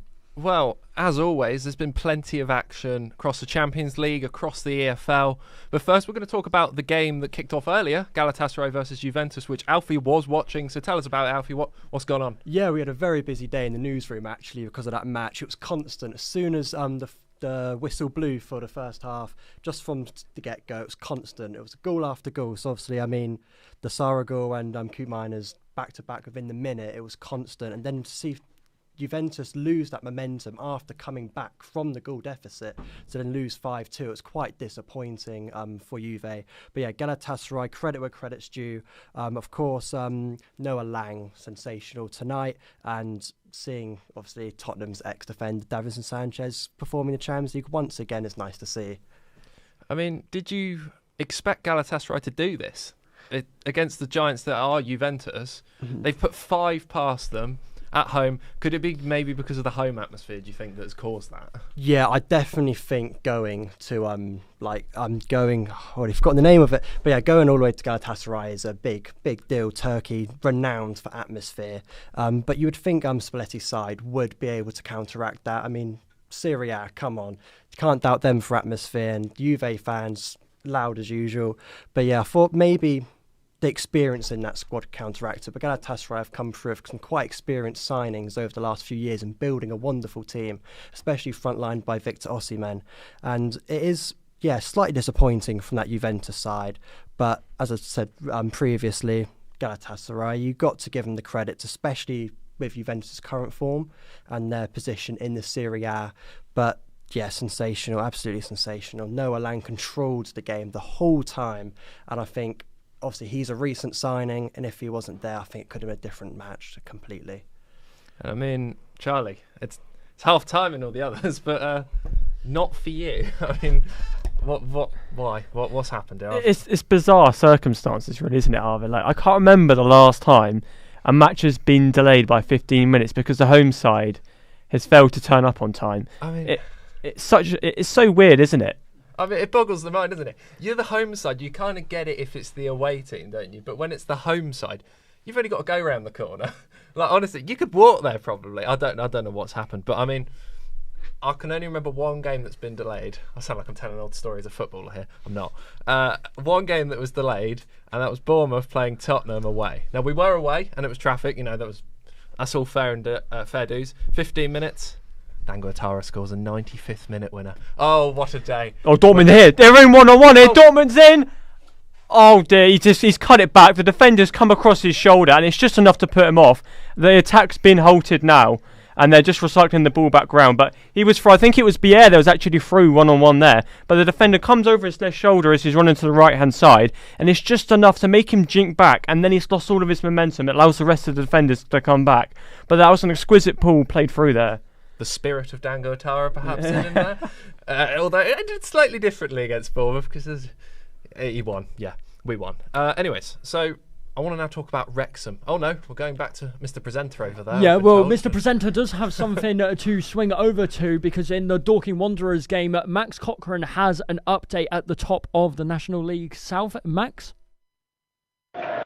Well, there's been a half-time change for Dorking Wanderers. Midfielder George Knight has gone off for attacker Jason Pryor. Does Mark White smell blood watching in the church defence? Although, to be fair, Hornchurch have actually started off the better side in the second half with a few dangerous attacks, including Henry Sander header, which was comfortably saved by Harrison Fawkes, but still remains here at Meadowbank 0-0. Thank you very, very much, Max. Now, moving on with more in the half-time. What? Just carry on, Harvey. I wanted to talk about Wrexham. Wrexham? I really wanted to talk about Wrexham. Not the biggest fan of Wrexham, me, but they are 6th in the league, which, as you know, means they are in the playoff spots, meaning they might be in the Premier League next season even. And considering where they've come from with their ownership, do we think it's a fairy tale, guys? Well, yeah, I believe back to back. What else can you say about Wrexham? And it's nice to see that, obviously, with Phil Parkinson, they're literally putting the future of the club on his shoulders with that renewed contract as well. And it's nice to see that they've got that loyalty, especially as he's partly responsible for their growth, Harvey, over the last few years. Of course. But yeah, the form they're in, I mean, some of us didn't quite expect it when they made the jump from League One to Championship. But obviously, let's say Paul Mullen, for example, they've been without him this season, and they've still bagged the goals. I mean, even here in Southampton on the opening day, although they did although that Southampton match was a bit choppy. But yeah, I think it's pushing forward, and they could have a chance to push through to playoffs, as you said. Fairy tale is a good way to put it. What else could it be to achieve such greatness within those years? Yeah, I mean, there's some fans out there who would say that it's sort of been bought. It's a bit Man City-like, you know. Or do you think that's just a bit of jealousy, really? They wish that their team was as successful and got that many promotions over the last few years as Wrexham have. Yeah, but it's not really that. I mean, it's fairly obvious in football now, isn't it? Money is going to get you success. It's the history of the sport. Money equals success, and climbing the tables, being able to buy the big players and pass it on is just what the game is now. But even if they did, Goal! We have a goal! Borussia Dortmund have doubled the lead, and it's Bayer. It's beautiful play from the German side. It's Gasseroy again, the man who scored the first goal, is played through on the left-hand side. He runs straight across, and Bayer is there waiting for the tap-in. To be fair, that's quite a lot to do, Gasseroy. It's not an easy pass, to be fair to him. Left-footed side pass there, all the way across the face of goal. No defenders in the way. Keeper is left stranded, and Bayer just has an empty net to tap into. And I'll just get a better look at it here from the replay. It's a lovely ball played through. I think it might be Saracen that plays it through, and Gasseroy's running through. It's a 2-on-1 situation, quite clearly onside there, so there'll be no doubt on the VAR check. But Bayer's there, ready at the back post, and it's lovely. And yeah, it's Metcher with the ball through. It's really, really nice on the left wing there. Plays Gasseroy in. Bayer at the back post, and it's 2-0 Dortmund. And to be fair, they are credit for their 2-0 lead. They've defended well, they've attacked well. So it's 2-0 Dortmund here in the 43rd minute. Thank you very much, Charlie. And just also to give some updates, because we have had some second half kickoffs get underway. So Swindon Town have gotten an equaliser against Barnet. It is now 1-1 between the two sides. Ollie Clark with the 50th minute goal. We also have Barnsley going 2-1 up against Peterborough United with Reyes Cleary in the 53rd minute. Shrewsbury Town have now gone ahead against Notts County. Taylor Perry in the 54th minute with Newport County getting their second. That's Ben Lloyd in the 56th minute. We had Charlie Stevens, should I say, updating us with the second, with Borussia Dortmund now at the Signal Iduna Park being 2-0 up against Atalanta thanks to Maximilian Bayer, and we'll have more to update you as the show goes on. You're having a discussion there about Wrexham, Harvey. You were talking a little bit how maybe they're becoming that next Man City in some ways, wouldn't you say? I don't think that was quite what I was saying. They're not going to be the next Man City. Well, I'll say that they'll win the Premier League next season, won't they? But they've actually conceded. They're no longer in the playoff spots. I think they conceded whilst I was saying that, so I'm very sorry to any Wrexham fans who are listening. It was Armstrong for Bristol City. They are now level, and Wrexham now sit 7th in the league. So I don't think they're going to be the next Man City if they can't even get into the playoffs. No, maybe I'm eating my own words with saying that they might be that next Manchester City there, and hopefully we should be getting more updates around the grounds as we continue, and second halves are starting to get underway. And we'll switch over to Alfie. Alfie, is there any more that you have to tell us about some of these games across England and maybe even Europe after going into this halftime break? So obviously it's been a very good night so far. If it's okay with you, we're going to take a slight step away from the football. So behind the scenes here, we've been doing a lot of the social media today. So obviously we've been a bit separate. There's plenty of stuff on our socials at Solent Sports News. We've covered Instagram, TikTok and X today. We had some good clips of our presenters actually on the live TV bulletin. We got Marcus, Felix and the rest of the crew to do some stretching as well. And it's definitely a clip and a half. And I'd like to let you guys know, your parents are watching as well. So I'm not sure if you want to give a little wave to the cameras or not. Let's go on, give them a wave, give them a wave. Yeah, we've had a lot of messages from them tuning in, and the support has been fairly good. And I'm sure you guys are keyed on our pancake theme today because of the Pancake Day. So upstairs, they've been doing a lot of jokes on TV. So our rough question is, have you guys got a favourite pancake topping? Well, I'm going to leave a little bit of a cliffhanger there on the pancake topping, because we are going to go over to Declan Murphy, who's over at Brisbane Road for the Leyton Orient Plymouth Argyle fixture. Declan, give us a little bit more of an update on that one, please, would you? So it is 2-1 Plymouth Argyle. Ronan Curtis with his first goal for the club. Owen Dale fires a shot which Owen Riemann spills into the path of Curtis, who taps it in. The travelling fans are singing in high spirits. It's a very end-to-end game, but yeah, 2-1 Plymouth Argyle. Thank you very much, Declan, and we'll swing over to the Valley because it seems it has been a goal, another one for the Hampshire side at Portsmouth against Charlton Athletic. David?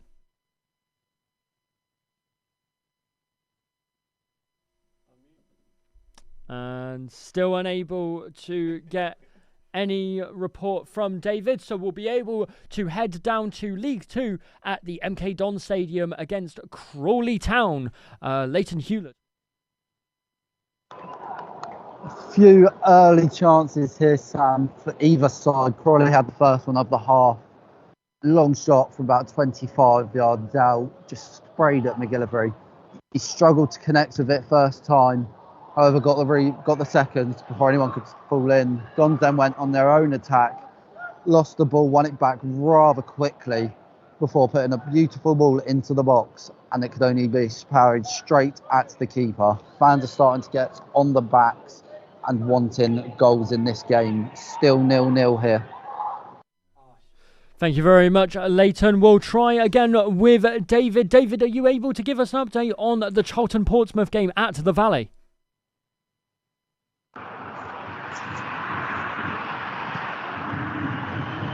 Can hear you right now. Can you give us an update on the game at the Valley? Hello, Sam. I have just seen an unbelievable finish from Terry Devlin. Yet again, it's off the post and past Kaminsky. It is now 3-0 to Portsmouth. And now we've gone here at the Valley. You really are struggling to see Charlton bring a comeback on. Obviously, we saw the game last week in the Championship between Southampton and Leicester. To the Pompey away, and they're going to hope there's not a repeat of that. But so far, Pompey are dominating this game. Sonny Kerry here for Charlton, but it is blocked away from Marlon Pack. Pompey 3-0 up here. They have absolutely ran the show. 14 injuries. It has not stopped John Messino's side. But here's Jaden Febrea, and Charlton's so close to pulling a goal back. The Stockport County loanee, Jaden Febrea, former Colchester United winger, coming close to pulling a goal back for Charlton. But ultimately, it's going to be a clean sheet for Nicholas Schmid and his backline here at the Valley. It's Charlton 0, Portsmouth 3. Thank you very much, David, with the report at the Valley, and we'll be heading right over to Declan. There has been reports of a double sub. My mind could only think of a sandwich. Is that what's going on, Declan Murphy? Yeah, there is a double substitution for Plymouth Argyle. Lauren Tullard and Matty Sorinola on for Owen Dale and Caleb Watts. Lauren Tullard, top goal scorer and joint top assister for Plymouth Argyle. So he'll be a very big boost to them back from injury. Obviously, they're 2-1 up right now. The away fans still singing in fine, very loud spirits. And it's a great game here at the Betterite Stadium. So yeah, Plymouth Argyle 2, Leyton Orient 1. Thank you very much. Still leading are the Southwest side against Leyton Orient. We are back with our panellists, Riven Corber, Charlie Stevens and Josh Wyatt-Jones for our further second half coverage of the Champions League. We're also going to now go right back over to the National League South with Max Cochran with the Dorking Wanderers game. What has Mark White been up to, Max? Well, we are approaching the hour and it's still goalless here. But in the meantime of last talking to you, Jason Pryor, the half-time substitute, has struck the crossbar from a Denon Lewis cross, who he was just down the left-hand side, cut inside, on his right, crossed it in. Jason Pryor went to flick it on into the far corner as a shot comes in, but as well over the bar. Jason Pryor flicked on the header. I think Arthur Nasser thought it was sailing quite far over the bar, but he still had it covered, and it just struck the top of the crossbar. Not much else has been happening still. It's a bit of cat and mouse play at the moment at Meadowbank, and it currently is still 0-0. Thank you very much, Max Cochrane, with the update over in Dorking. Of course, Cardiff City, with a little bit of an update, have now gone 3-1 up against AFC Wimbledon. Of course, the heartbreak of AFC Wimbledon being down 3-1. But Josh has more with leg breaks instead. Josh, tell me more about the French fixture. Yeah, who would have thought Monaco and PSG would only take 40 seconds again for a bit of action? And This is terrible, Sam, to be completely honest with you. It's Alexander Golovin. He's gone in for a tackle. At first, I didn't think anything happened. It didn't look like a bad one. The ref's just gone to a monitor. He originally gave him a yellow card. So Golovin's gone for the ball against Vitinha. He's gone in with his stud. He's just completely nearly stamped on Vitinha. It's a leg breaker. It's dreadful, Sam. He's taken Vitinha's sock with him. Studs all down his leg. Golovin's been really good. He got the first assist. He's been brilliant in the first half. But this is honestly a terrible tackle. Vitinha's in a lot of pain. Golovin's walking off. We're just seeing it again. It's terrible. Vitinha's got a straight leg. His stud's so high and his sock's completely ripped, actually. It's a leg breaker. Red card, Alexander Golovin. Monaco down to 10 after just 40 seconds. Well, shame for the Monaco side, down to 10 men in such a lead such as this. It will be very, very interesting to see, as the score is at 2-2, whether that makes a greater impact into this second half. We'll be moving over to Portugal now. Is there much update that you can give us from the second half? And there certainly is. Riven Corbett. The timing of that, Samuel, couldn't be better suited. Sorry, Vinicius Jr. doing a wild celebration of the corner flag. Keep it in your pants, mate. But it was a great finish, top corner. I don't know what to say. I haven't really been able to get some time to really think about this one. He cut inside, wonderful finish in the top right. It was kind of all action. Benfica were a little bit on top. Referee pulling them away from the Benfica fans. Just a little bit of off the ball here, just to calm the Real Madrid players down. But it was great movement off the ball. Cut inside once he received the ball and cut inside and made best use of that shot and the right foot. And yeah, just put it top corner. As we see the replay now, left-hand side of the pitch, receives the pass. Initially just one-on-one, cuts inside, top corner, brilliant finish. And yeah, Real Madrid now on top. Yeah, and with the opening 5 minutes, Riven, do you think that they are the deservers of that first goal in this tie? I mean, they ended the first half. Oh, sorry, I'm just seeing that finish again. That was brilliant. But no, end of the first half, they were all out on top. Just to start the second, Benfica had a little bit of momentum, didn't make best use of the ball around the box, but Real Madrid came straight down the other end, and Vinicius Jr. just taking out the GoPro in the top corner. Well, not quite the box office game that we had last time out between the two sides, but with 40 minutes remaining, plenty left in the game. Another update to give you, Swindon Town have gone 2-1 up against Barnet. A second for Ollie Clark now in the 63rd minute. Swindon 2, Barnet 1. Now, not to leave all of our panelists... Now, we're not leaving one of our panelists out. We're coming to Charlie Stevens at the Signal Iduna Park with Dortmund and Atalanta. Anything coming on in this second half, Charlie? Well, we're still at half-time at the moment due to that delayed kick-off from the first half. So we've still got 8 minutes left at the moment. But after that Dortmund second goal, they've really been piling on the pressure. I mean, they could have quite easily have got a third goal before half-time. So it's a long way back for Atalanta. It'll be interesting to see if they will make any brave substitutions. They have got some youngsters they can bring on. They can bring on Krosvic or Samanovic that can come on. I mean, Sedemana's on the bench as well, the former Southampton man. So they have got some explosive players that can come off the bench and try and change the game. But it's definitely going to be a long way back for Atalanta in this one. Yeah, a difficult one away from home. Playing in Germany for Atalanta will be a difficult one for Atalanta to come back into. Have you seen anything in that first half potentially that could tell you, maybe they have this little chance, or maybe this player could be the difference maker in this game? Well, it was really after 1-0. That electric start from Dortmund meant that Atalanta would head back straight away. So they had some few half-chance opportunities. The one that springs to mind was Nikola Zawarski coming in. But apart from that, there's not been much else. Thank you for the update, Charlie, and we'll swing back over to the Valley as David Howes will give another update on the Portsmouth-Charlton game. David?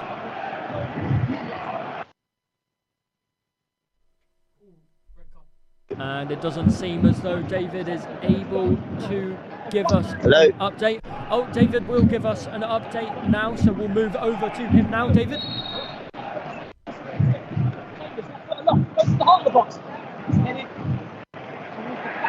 And still some technical issues, so we have a potential red card to report on. Moving over swiftly to that one. Yeah, over here in Portugal, a bit of a scuffle after the goal went in. There was a bit of words said between Prestiani and Vinicius Junior. I'm not sure what it was, and potential talks from the Benfica fans, and Vinicius Junior now on the sidelines. I'm not sure if he's been sent off, but he's definitely been pulled away from some of the Benfica players. Some yellow cards left, right and centre. Referee just having to deal with it. I talked about how many yellow cards he's willing to give out at the moment. He's having to give out quite a few. There was some words, as I mentioned, between Vinicius Junior and Prestiani. Something clearly happened there, and I think some potentially from the fans. Vinicius Junior's had to remove himself from the situation. And then some words shared between Vinicius Junior and Jose Mourinho on the sidelines. But at the moment, a massive break in play for the last 5 minutes after that goal went in. Referee just having to deal with some off-the-ball stuff and no real football being played the last few minutes.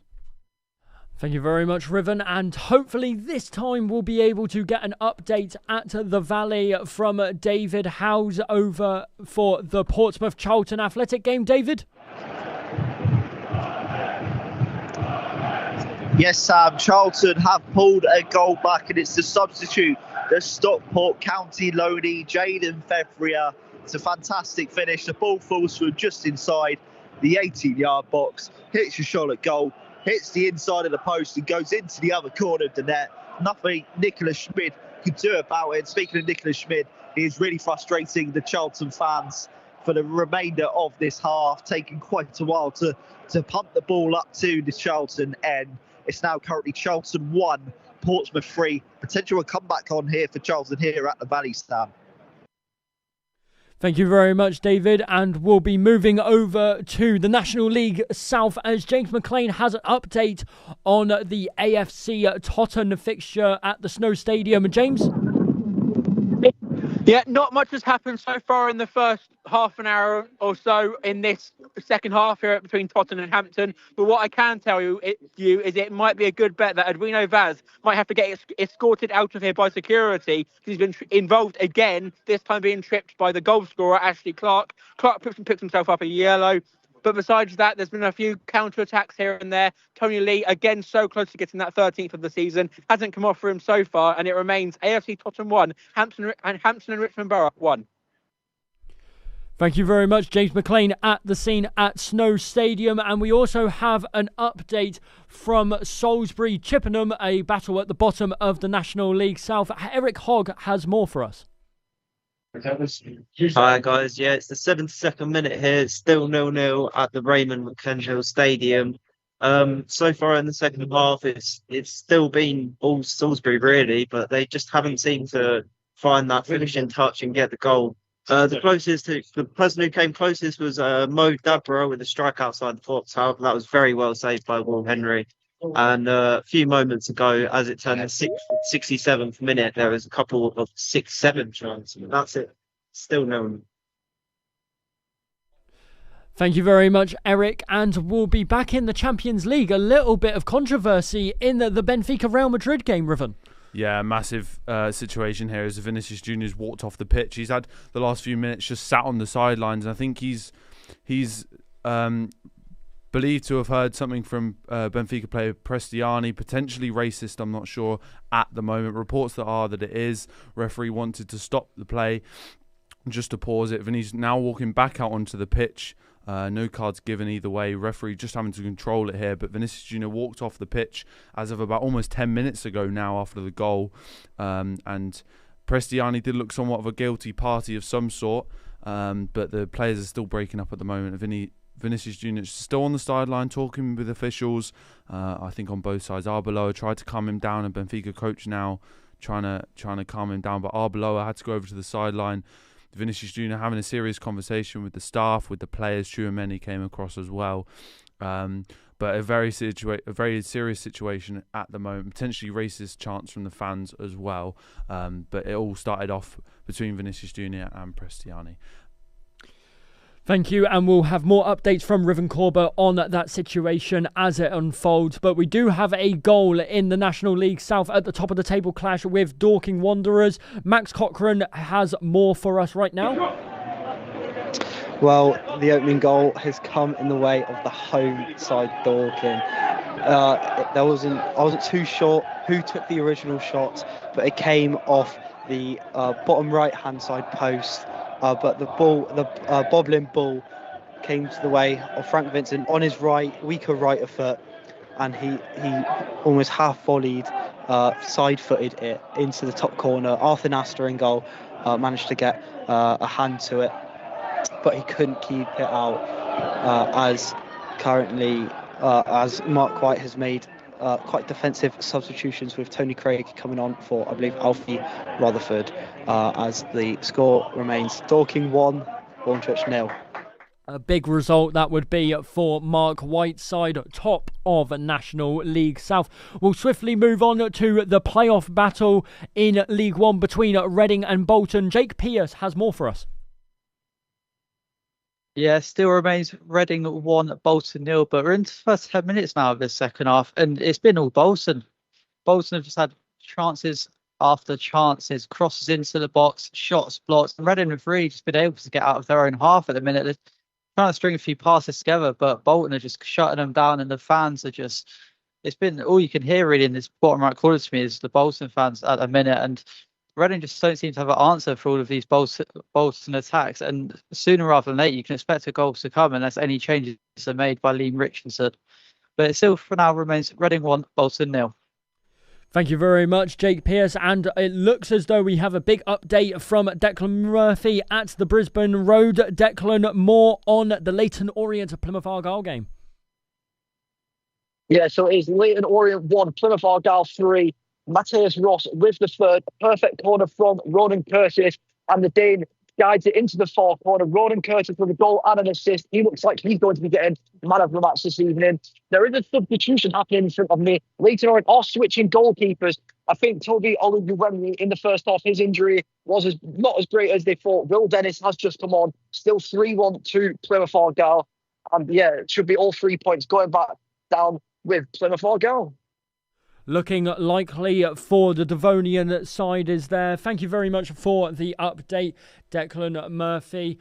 Of course, we'll be moving on to more of the Champions League stuff as, of course, football has at the very top level been very much a game of keep the ball means that the other team is unable to score. And it looks as though with Monaco having only 99 passes to PSG's 390 passes as of, say, about 5-10 minutes ago, updated from Josh, it looks like PSG's goal is to dominate possession.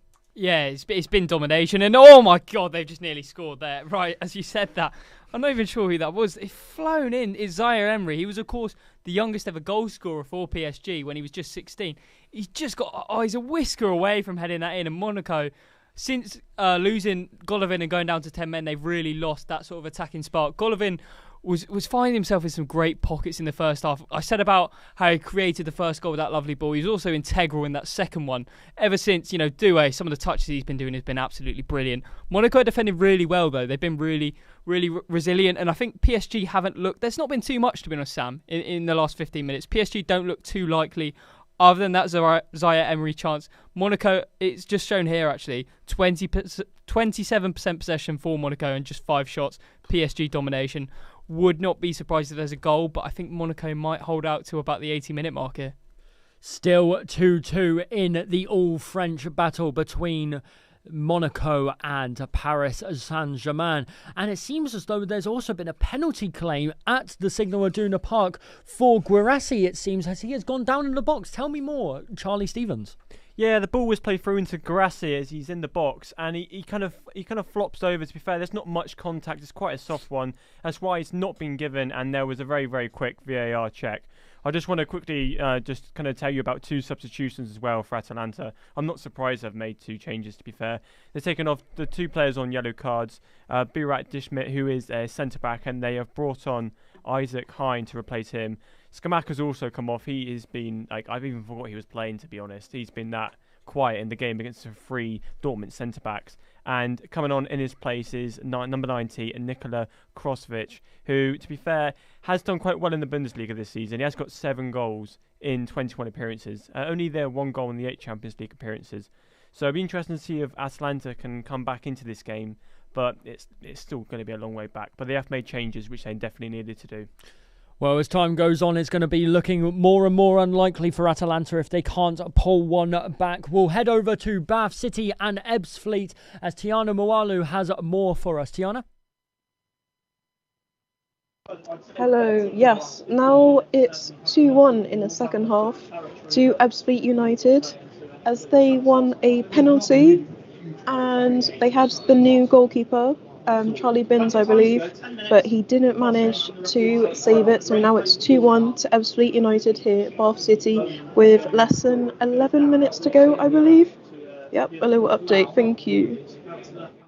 Thank you very much, Tiana. We'll have a little bit more updates across the National League South for you very, very soon. And speaking of the National League South, we are also now joined by Dorking correspondent Max Cochrane. Max, tell us more. Well, it still remains 1-0 to the table top as Dorking. They have seemingly come back to life after a little lull after the goal. Obviously, Tony Craig coming on just after the goal for their attacker, Alfie Rutherford. Niall McManus has been looking lively since that goal, going down the right-hand side, putting in a cross, which just evaded the goalkeeper, but also landed on top of the net. As currently Hornchurch look to get back into the game. I thought they've defended quite well so far, Hornchurch, with their big centre-backs. At the back as they come down the right hand side. I think it might be Weston. He takes on his man. Cross is into the box but deflected, but it's not very well cleared from Dorking. Another cross in. Hearn is up, but I'm not too sure what Harrison Fox is doing, but he just about smothers the ball as I think the referee is coming over to see if he's okay. Treatment might be coming on. No, it's not, as it still remains here. Dorking 1, Hornchurch 0. Very much appreciated. Max Cochrane at the Dorking Wanderers game. Happily, it seems as though it has continued at the Benfica Real Madrid fixture, hasn't it, Riven Corbett? Yeah, we've finally kicked back off here. We've kicked back off here now. Benfica kicked us back off, I should say, after that stoppage in play. It was initially Vinicius Junior had a bit of scuffle with Prestiani off the ball as they were about to kick off. Potentially words being shared from both sides. Vinicius Junior coming off the pitch, I believe to potentially be something racist, racially motivated. I'm not sure as of yet. He came off the pitch, refused to play, came back on, had some words from the coaches, from the staff and the referees. And then we had a bit of another scuffle where Mbappe almost came off the pitch as well. But they both came back on the pitch. Benfica kicked us back off. But so far, it's just been Real Madrid controlling possession and trying to get back into this game and see this one out. Thank you very much, Riven, and he will be giving us more updates on the 1-0 lead for Real Madrid. Of course, the big topic of conversation in a lot of top-range football is, of course, XG, expected goals, and there's been a lot of those for PSG, hasn't there, Josh? You come to me at a really good moment because João Neves has just got a header all wrong. It's absolutely fed onto his head. It's like a pancake on pancake day. It's absolutely into his lap and he's headed it just the wrong way. PSG have had so many big chances. Monaco have been clinical. PSG have been terrible in front of goal. Lee Kang-gin's actually coming on. He leads the Champions League in expected assists per 90, so that'll be interesting. But just a little stat for you. PSG have really struggled in terms of creating XG. I believe they made 3 XG against Nantes in the last game. They only scored 1 and they lost 3-1. And PSG, this is... Oh, Doué, it's a goal! It's a goal! I'll tell you what, I take it all back. I absolutely take it all back. Doué again celebrates with his hands to his ears, and he's basically shushed me, Sam, to be honest. It's a great goal. Desire Doué has completely flipped this game on its head. Excuse me for the pancake reference again. It's the edge of the box. He's picked up on his left foot. Just lovely, lovely touch. Just gives himself so much time and space, and he sweeps the ball beautifully into the bottom left corner. I'm just seeing a replay here. Hakimi's bombing it. It's Kvaratskhelia. He finds Hakimi. Hakimi takes it into the box. It's a lovely back heel. He gives it to Zaire Emery. Doué, one touch, bang, instinctive. He knew where he's putting it. This guy's been superb since coming on. You know, such a young talent, and he's flipped the game on its head. PSG 3, Monaco 2. A starlet for PSG in recent times has Desiree Doué, and we're going to return back over to the Valley as David Howes has another update for us between Portsmouth and Charlton Athletic. David? Melina County so close to making it 4-1. Breaks that left-hand side. I believe it was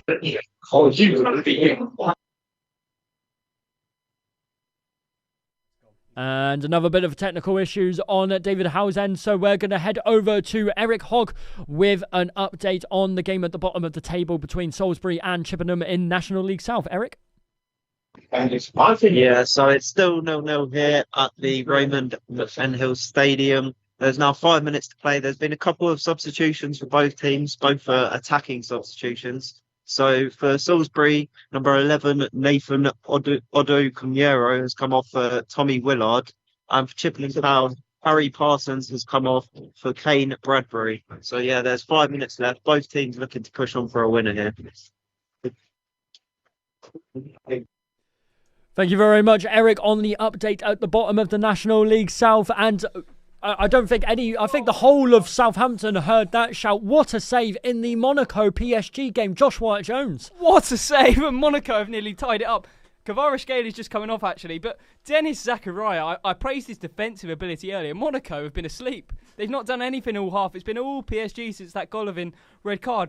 But it's a nice little bit of link-up play. Denis Zakaria, who's normally known for his defensive ability, as I said, just picks up, strides forward, smashes it. It's a similar strike to the Desire Doué goal. It's so similar, hard and low. It's an outstanding save from Safonov in the PSG goal. I'm not sure how he's got a hand to it. He's just stretched, full stretch, as hard as he can into the corner, and he somehow plucks it out with his right hand, saves it. That might have been a handball. It's a corner. Referee says nothing. Vitinha clears it. Monaco 2, PSG 3, 20 minutes to go. I'm sure very, very soon we'll be getting a Josh Wyatt-Jones shout of goal very, very shortly in the Monaco PSG game. But first of all, we're going to be going to Brisbane Road, where Leyton Orient are playing Plymouth Argyle. Plymouth are leading 3-1. Declan Murphy has more. Yeah, the game is still 3-1 to Plymouth Argyle. Plymouth with a great chance. The ball was in the back of the net. Ben Pebble followed it in, but it was offside. 2 substitutions have been made. Josh Caroma is on for favourite for 1-0, and Ben Pebble has just come off for Xavier Amethi. Still 3-1 here at Leyton Orient. Thank you very much, Declan. And now we'll also go to League 2 in the MK Don Stadium, but in their fixture against Crawley. Leighton Hewlett has more. We are still 0-0 here, Sam, as Dons are pushing to find this opener. Alex Gilby had a neat flick on, volley by the attacker. Jacob Chapman made a beautiful save down to his side before the second shot was deflected out for a corner. Nothing came of that corner. We are still 0-0 here. So 5 minutes plus injury time to find this opening goal of the game. Still 0-0 here. Back to you, Sam. Thank you for the update, Leighton, and we'll be going right back down to the top in a little bit of a juxtaposition there, but Max Cochrane will have more on the Dorking Wanderers game, Mark White's team. Can you tell us a little bit more, Max Cochrane? Well, Hornchurch are now starting to pile on the pressure, trying to get back into the game. Still remains 1-0 here for the home side. I believe Harrison Folks yet again is getting or talking to the ref about potentially getting treatment, which I believe is coming on the pitch now. But Hornchurch are looking to get back into the game with their centre-back, Frankie Edwards, coming off for lightning-fast winger Darren McQueen.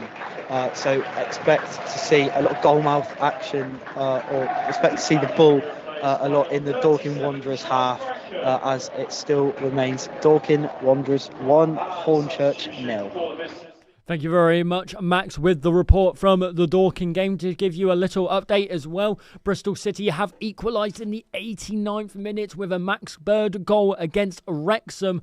Those two teams looking to get playoff spots in the Championship. It remains 2-2 at the Bristol City Stadium. We'll also come to Charlie Stevens, as there was a close chance at the Dortmund-Atalanta game. Am I right in saying, Charlie? Yeah, it was Brandt that just burst into the box there with a nice bit of pace, and then he just got shrugged off by the defender on its way through. I think it might have been Kolasinac there that put in the last-ditch challenge. They do now have a corner though, Dortmund, but Atalanta a couple minutes ago as well did have a penalty claim. It was quite easily again shrugged off. It wasn't that bad, to be fair to you. It was Krosvich again. Anton, who is on a yellow card, put in a bit of a challenge off the ball when Krosvich went down far too easily. I'm just going to say the ball comes in now to the back post, and that's a poor delivery. It goes straight out for a goal kick. So it's still 2-0 to Borussia Dortmund, 59 minutes in. Thank you for the update, Charlie Stevens. He will be giving you much, much more on the Dortmund-Atalanta tie. We also have an update from the Cardiff City game as well, as Cardiff take an extensive lead against AFC Wimbledon. They are 4-1 up in the 87th minute thanks to a goal from Amari Kellyman. 4-1 to Cardiff City against AFC Wimbledon. We also have some, in a word, bamboozling Monaco subs on the Monaco PSG side. Josh, do you have more to tell us? Yeah, I mean, there was a bit of life in the Monegascans for a minute there, Sam. I mean, they've had the chants from Zachariah, and all of a sudden the stadium were on their feet. They were chanting at the PSG fans. They still are. They're bouncing in the ground. But then they've made two subs, and I find these really interesting. Earlier, they took off Magnus Akliouche, who I mentioned to you earlier. He's their main creative outlet. He had a knock before the game. It's understandable, yes. But then they bring off Vanderson, who's a really attacking right back. He was getting forward and really threatening. And then Simon Adingra, who since joining has been one of their best goal scorers. He got 2 last time out. They've taken them both off of Bamba and Koulibaly. These are 2 youngsters who've come through the Monaco Academy. They're not really too established in the first team. You wouldn't really expect it. Koulibaly's more of a centre attacking midfielder, so I expect him to come in and replace Golovin. And then Bamba's a winger who looks like he's sort of partnered on that right-hand side with Diatta, who came on for Magnus Akliouche. He can play right-back. So that's kind of what it is. But when you look at the players they've taken off, the players they've brought on, yes, you brought on youth, you brought on a bit of pace and maybe energy. But I think they might have taken off their main goal scorers and threats. Yes, well, if Monaco do want to get back into this game and get a really good result at home, they are going to need all the threatening attack they need. So we're going to be coming right back to League One action between Reading and Bolton. Jake Pierce is at the scene. Jake? It's went past 70-minute mark now, and it's still Reading 1, Bolton 0, and Reading have their first corner of the second half. But they've unfortunately lost their star man, Jack Marriott, who was subbed off in the 60th minute for Kelvin Ehir-Batterman. And as well as that, Powdy O'Connor went down for a long amount of time, resulting in him being subbed off. But no booking shown to John Kenny, much to the annoyance of the Reading fans. But Reading are preparing to take their corner now, but they're getting told to get on with it, and they're already looking to waste time with 20 minutes still to go. But nothing major else to report. Will Keeners came on as well in the second half of the rules, but Reading taking a long time to take this corner here. I believe it's Charlie Savage waiting for it. He crosses it in now. Easily punched away by Jack Bonham in goal, but it remains here. Reading 1, Bolton 0. And Reading still up and around those playoff spots in League One. So a 1-0 victory at home would mean the most to the near London side. Do we have any more updates? And we do have an update actually to give. I was going to swing over to Riven Corbett, and unfortunately he has been interrupted by Declan Murphy, who's at the Leyton Orient Plymouth Argyle game. Declan, any more to tell us?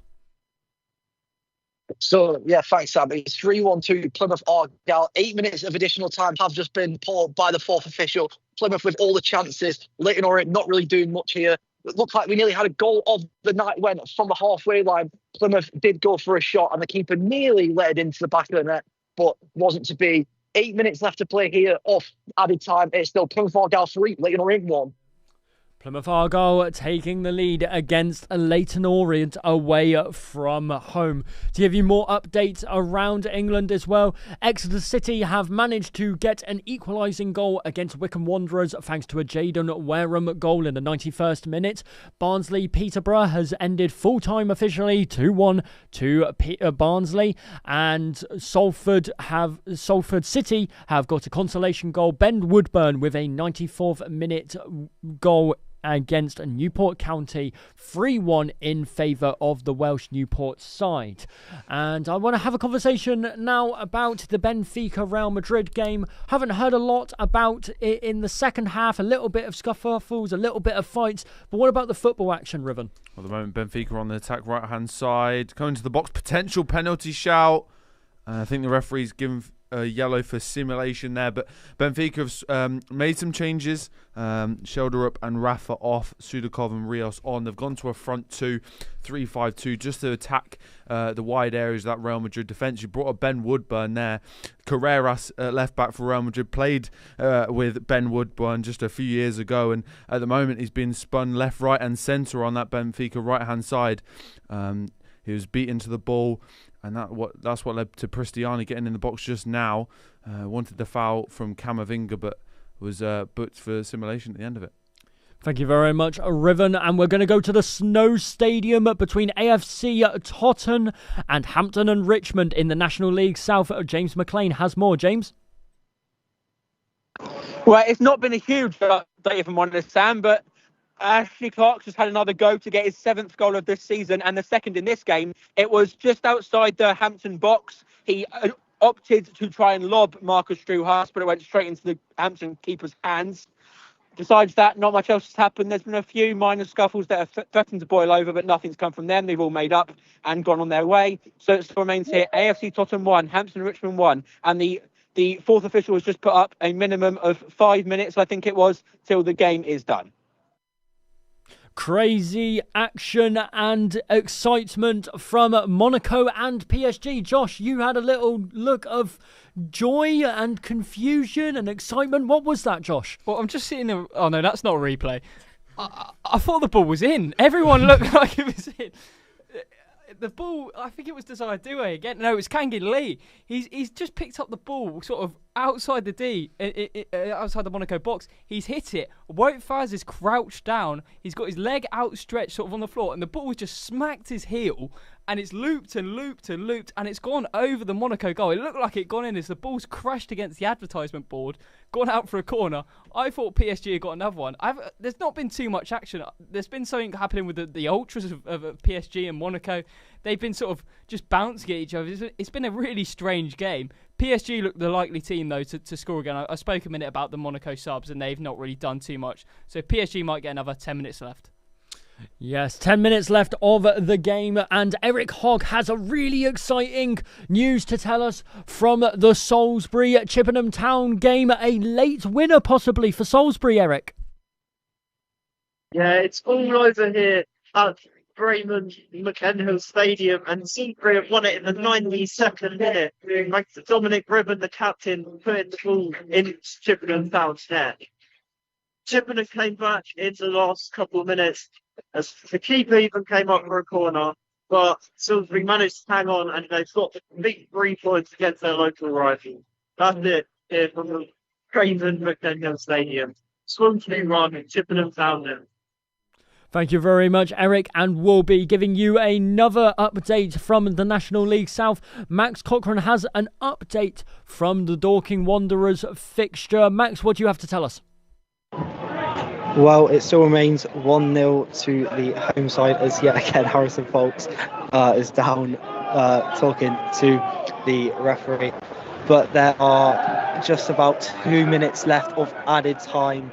Hornchurch have still really yet to test Harrison Folks in the goal, putting in a few crosses which have been quite comfortable for the Dorking number 1 to claim.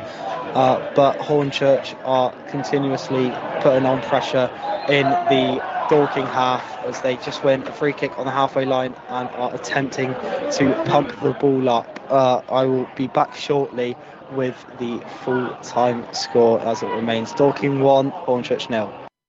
Max Cochrane at Meadowbank Stadium, and now we're also going to Bath at the Cannon Clark Stadium with Tiana Mowalu with Bath versus Ebbsfleet. Tiana?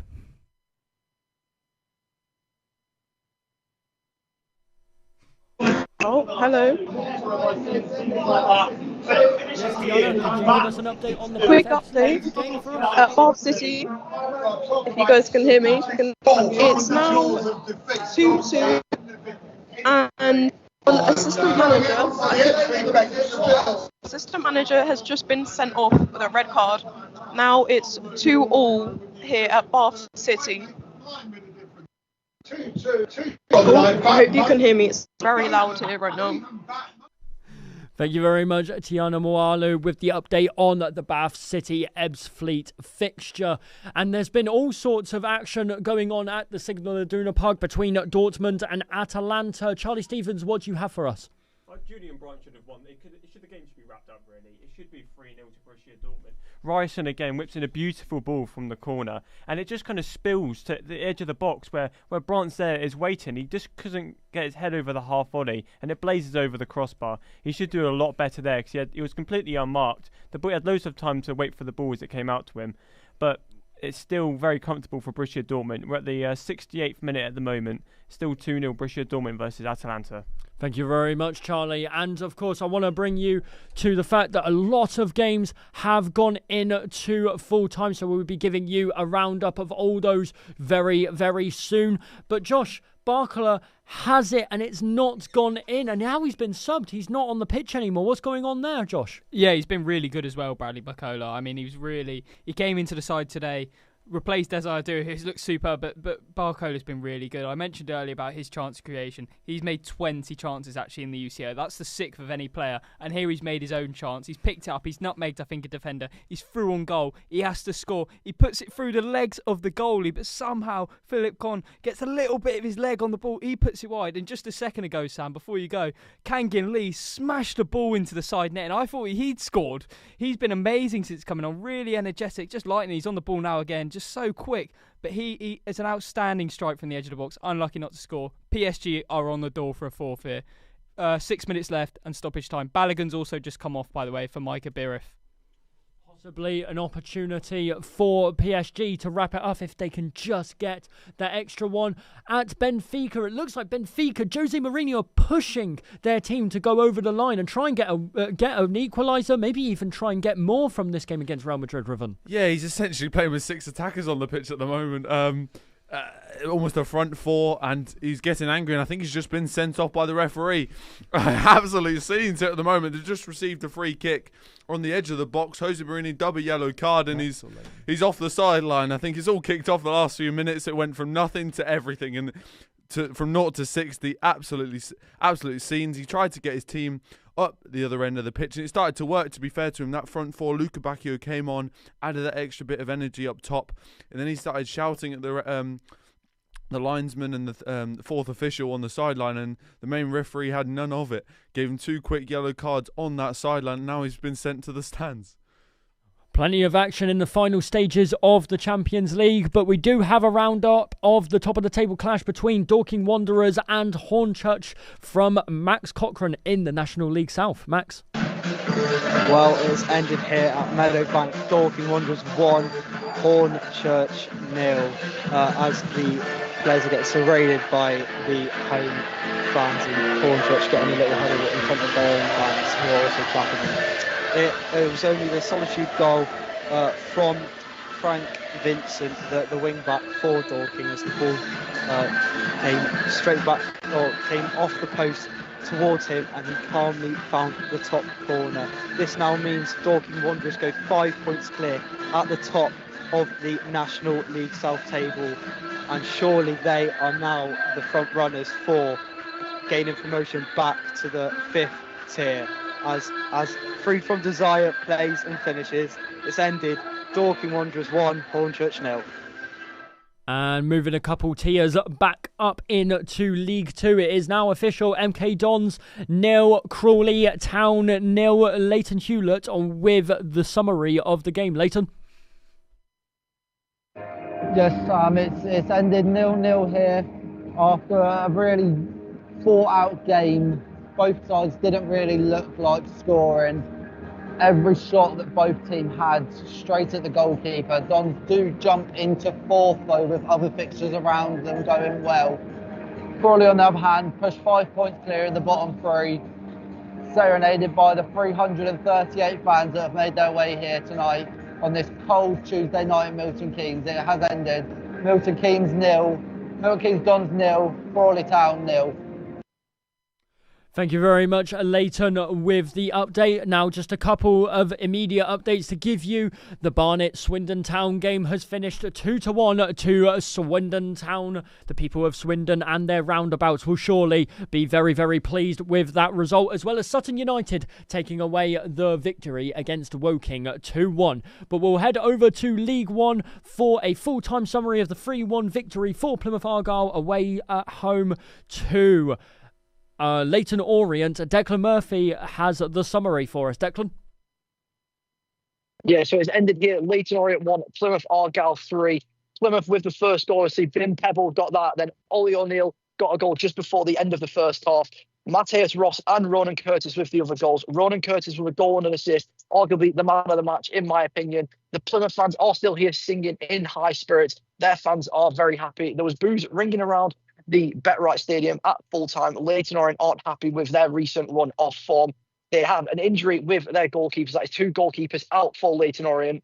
And there was also an injury for Plymouth Argyle. Herbie Kane, he was unsure if he was going to start this game, but he did start, came off after the first 10 minutes or so. But it has ended here. Leyton Orient 1, Plymouth Argyle 3. Plymouth going back with all 3 points. Thank you very much, Declan, with the update on the Plymouth Argyle Leyton Orient game. 3-1 to the away side. And it seems as though, Riven, it was a floated free kick just over the wall a little bit. So close yet so far away from Benfica there. Yeah, I think that free kick summed up the game, really. I mean, it wasn't the best of free kicks. I think it was Lopez Cabral on it with his left foot, just hit the top of the wall, and it was sent skyrocketed into the air. Courtois had already dived on the floor and almost crept in underneath the bar. And the last few minutes has been energy once again, and those Benfica subs have added energy, but honestly, just left them open up on the counter attack, and they've had a couple of chances of Real Madrid attacking the Benfica defence. Because honestly, at the moment, they've just got two defenders really back every time they go forward. Thank you very much, Riven. And the closing stages all approaching for all the Champions League games in Europe. And speaking of closing stages, we can finally talk about the League One fixture between Reading and Bolton Wanderers in their playoff fighting tie. Jake Pierce has the summary for us. Jake? Yeah, it remains Reading 1, Bolton 0. We're in the 87th minute now, and it's just been Bolton all going forward constantly. Reading just struggling to hold on at this point. I mean, what else would you expect in the dying minutes of a 1-0 game?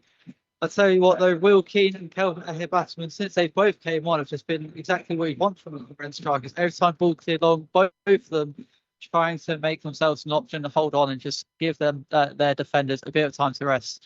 But no real chance for Bolton. It's been cross after cross, but it's been block after block and clearance after clearance from Reading. The biggest chance they had was when Corey Blackett-Taylor found himself unmarked at the back post, but he was unable to convert from his attempts. It was scuffed wide. And now Reading is taking their time to take this goal kick, and there's just nothing much more that Bolton can do. And I've seen that Lincoln won their game 4-0. So this will really put a damper in their spirits for Bolton so far. But it remains here, Reading 1, Bolton 0. Not much longer now, and not a lot of left for Bolton to be able to grab something from this game away at Reading. Still going on is the PSG Monaco game. Quite the excitement in that first half. Josh, tell me what's going on now. It seems like it's just clearing out a little bit. Yeah, and the stadium's clearing out too, Sam. I mean, that third goal for PSG's really killed the game. I think Golovin getting sent off was sort of that turning point. It was a great first half, but after they lost Golovin, in terms of attacking wise, they've had no real threat. The subs I mentioned earlier, I thought they brought off the wrong players, and I think that's been the case. Monaco have really just died off. Bariffa has been working hard. He's put out for a throw, but the PSG fans, they're delighted in the corner. They've been doing the Poznan. this one looks pretty done. But just a word on Ousmane Dembele, who come off in the first half. He's actually been sat on the bench the whole game. He's been wearing his big sort of Arsene Wenger PSG coat. And Dembele's actually missed a total of 162 games for injury in his career. And you think about him winning the Ballon d'Or, how much more of a blossoming career he could have had. And Dembele's actually had a number of issues this season. He's had hamstring issues and calf injuries. Now, early on, they're saying this could be a calf issue for Dembele, and that's why he's come off. He may have felt a bit of pain. It was only minor, and that's why he was forced off. But actually, it's probably helped PSG. Since Dembele's come off, they've been much more free in terms of attacking. Doué's on the ball now. I've mentioned him so much. So PSG look like they're going to win this one. We've got 4 added minutes. We're a minute and a half in. PSG just comfortably on the ball. Last remaining minutes in the French tie in the Champions League between PSG and Monaco. And just to give you an update on a story, so St Johnstone and Ayr United have been playing each other in what I believe to be the Scottish League. Ayr United went 1-0 up in the 91st minute. Then St Johnstone had an equaliser in the 92nd minute. Then Ayr United went up in the 92nd minute. Then, can you believe it, St Johnstone equalised. Then Ayr United went 3-2 up. St Johnstone equalised at 3-3. Ayr United went in front at 4-3. And then St Johnstone equalised at 4-4 in the 96th minute. And unbelievably, Ayr United are now 5-4 up in the 97th minute thanks to a Scott McCann 97th minute goal. It has now been called full time, and Ayr United have managed to squeeze away a 5-4 victory with all goals coming in stoppage time. Fascinating stuff up in the north in Scotland. Now I do want to swing over to Charlie Stevens. What more can you tell us about this Dortmund-Atalanta game that's been going on? Not too much we've heard throughout it. It seems like Dortmund have taken the win, and quite comfy win, really. Yeah, I mean, Atalanta have made some attacking substitutions. I mentioned earlier that Suleimana's come on, and he has been quite lively when he's got the ball. But other than that, Dortmund have been controlling proceedings. You won't be surprised to hear there was another penalty shout, which was quite quickly dismissed by the referee. This time it was Joe Bellingham going down in the penalty area. But the best chance that Dortmund have had has actually been a missed opportunity where Adeyemi's been a darting run through the middle. He's come on as a substitute, and his pace has completely ran past the back line. He'll be through one-on-one if the ball was played through. But unfortunately, his teammate just didn't see him making the run to the right-hand side. So still 2-0 Dortmund, just coming up to 80 minutes in this game, but there looks to be no way back now for Atalanta in this one. And a close one over in the Monaco PSG game, does it seem, Josh? Yeah, what a save again, Philip Cohen in the Monaco goal. It's Kangin Lee again. You know what he's going to do? He does it every single time. He picks the ball up out wide, shifts onto his left foot using the outside of that boot, and then he hits it. And he does it again. This time he goes high. It's swerving, it's dipping, it's curling, it's got everything on it. It's going in the near top corner, and Cohen just about gets across his goal, gets two hands to it, pushes it wide. But we've actually only got about 6 seconds left in this game. It's been a fantastic game of football. It's had everything. That first half was electric. What a start. Golovin added a bit of drama in the game. It's actually done now. It was a terrible attack by Golovin. But PSG have won 3-2. A superb game in Monaco tonight. 2 French teams. They call Ligue 1 the Farmers League. I'm not sure Farmers produce something like that. That was superb. That was Champions League, box office. PSG win it, but if you're Monaco, you're not too unhappy going into the second leg. They're still in the tie. Well, a game full of drama, it seems, and a game that's produced a lot. I won't say that I can't quite believe Farmers can't produce it, because I will thank them around Christmas for the vegetables that they do bring to our table. But unfortunately, we talk about the drama and we talk about the excitement of the beautiful football played in the Paris-Monaco game. But unfortunately, Riven, it seems the Benfica-Real Madrid game has gotten quite out of hand, it seems. Yeah, just that last stoppage in play at a corner, it looked like there's something being thrown onto the pitch. I think just as Vinicius Junior was about to come off the pitch, I think it's got swapped out for Camavinga now, makes way for Pittard, the 18-year-old, making a Champions League appearance. But it looked like something being thrown onto the pitch. I'm not sure it was directed at anyone, I'm not sure, but Tchouaméni found it on the floor, showed it to the referee, took it to the fourth official, and Trubin in the Benfica goal turned around to his fans almost in disgust, and somewhat rightly so. It really is dangerous to see something like that thrown onto the pitch. I'm not sure what it was. It looked like a small hard object, potentially a vape or something. I'm not sure. Yes, indeed. A game marred by a lot of controversy and a lot of fighting and just a lot of scuffles, as the word has come up quite a few times on this show. It seems still 1-0, it seems, to Real Madrid from the Vinicius Junior goal in the 50th minute. To also give a full-time result as well, Blackpool is officially won 1-0 against Mansfield Town thanks to a 34th minute winner from Niall Ennis. And to give an update, actually the St Johnstone Ayr United game, it was 3-3. It was 5-4 on penalties. So it wasn't a bunch of goals in the 90th minute. It did end 3-3. And to be fair, a lot of the goals taking place in a couple goals taking place in the 90th minute. So it was enjoyable and it was exciting. I blame Vidi Printer and I blame this software. How dare it lie to me? But 5-4 on penalties for St Johnstone. They move forward into the semi-finals of the Scottish Challenge Cup. Thank you very much, Vidi Printer. And yes, so we'll be moving on to Charlie Stevens. If there's anything more that you can tell us, I'm sure that we must be surely coming to the end of this game. It must be surely curtains for Atalanta. Yeah, I mean, there's still 7 minutes on the clock, but this game has been done quite a long time ago, to be honest. I mean, Dortmund now, they've just been making some routine substitutions. Mech has come off, Sabitzer's come on, goal scorer Sergio Guesare's come off as well. I mean, Dortmund just look to close this game out now. They're just about being professional and just being formal and just making sure they don't do anything silly going into the second leg at the New Balance Arena in a week's time.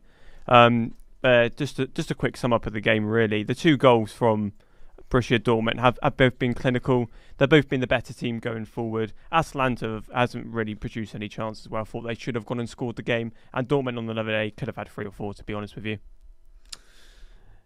Yeah, so coming to the end of a lot of those fixtures, we can also give you a bit more of an update just across the championship. So Bristol City Wrexham ended off 2-2 officially. Bolton Wanderers, it seems, have gotten an equaliser in the 96th minute. Jake Pierce, perfect timing. Speaking of the devil, Jake, can you give us an update on the equalising goal from Bolton? Yes, it's Reading 1, Bolton 1. It's Mason Burstow who equalises for the Bolton side. It was a corner whipped into the box, bouncing around and flicks a cross back into the 6-yard box. And Burstow just said to tap in. There's about 4 or 5 Reading players online, including Joel Pereira, but none of them could clear their lines, unfortunately. And it was just a scrappy goal. It was good delivery in, still back post, straight from goal. Burstow was there to tap it, and now Bolton fans are in full force as they have a free kick here in the last minute, which could also be another potential goal, and it could be a real turn of events for Bolton. And I think it's Cyrus Christie who's going to be there to take free kicks. He delivers it in now. Fade away to the edge, and it's cleared away by Reading. And I think here, 7 minutes of additional time being played, so I believe it will remain Reading 1, Bolton 1. Thank you very much, Jake Pierce, with the amazing timing. And now that is the end of our Solent Soccer Night show on the radio with you. Your presenter, Samuel Williams, has been joined with the wonderful panellists of Riven Corbett, Charlie Stevens, Josh Wyatt-Jones. As producer has been Daniel Farmer. His quick hands have helped the fading in and out so well. We've also had Harvey Gehring, who's come into our halftime as well. And thank you very much for your support. And David Riley, who suggested us to use Vidi Printer, which seems to be quite obviously not very reliable when it comes to Scottish football. Thank you very much for joining us on Solent Soccer Night. And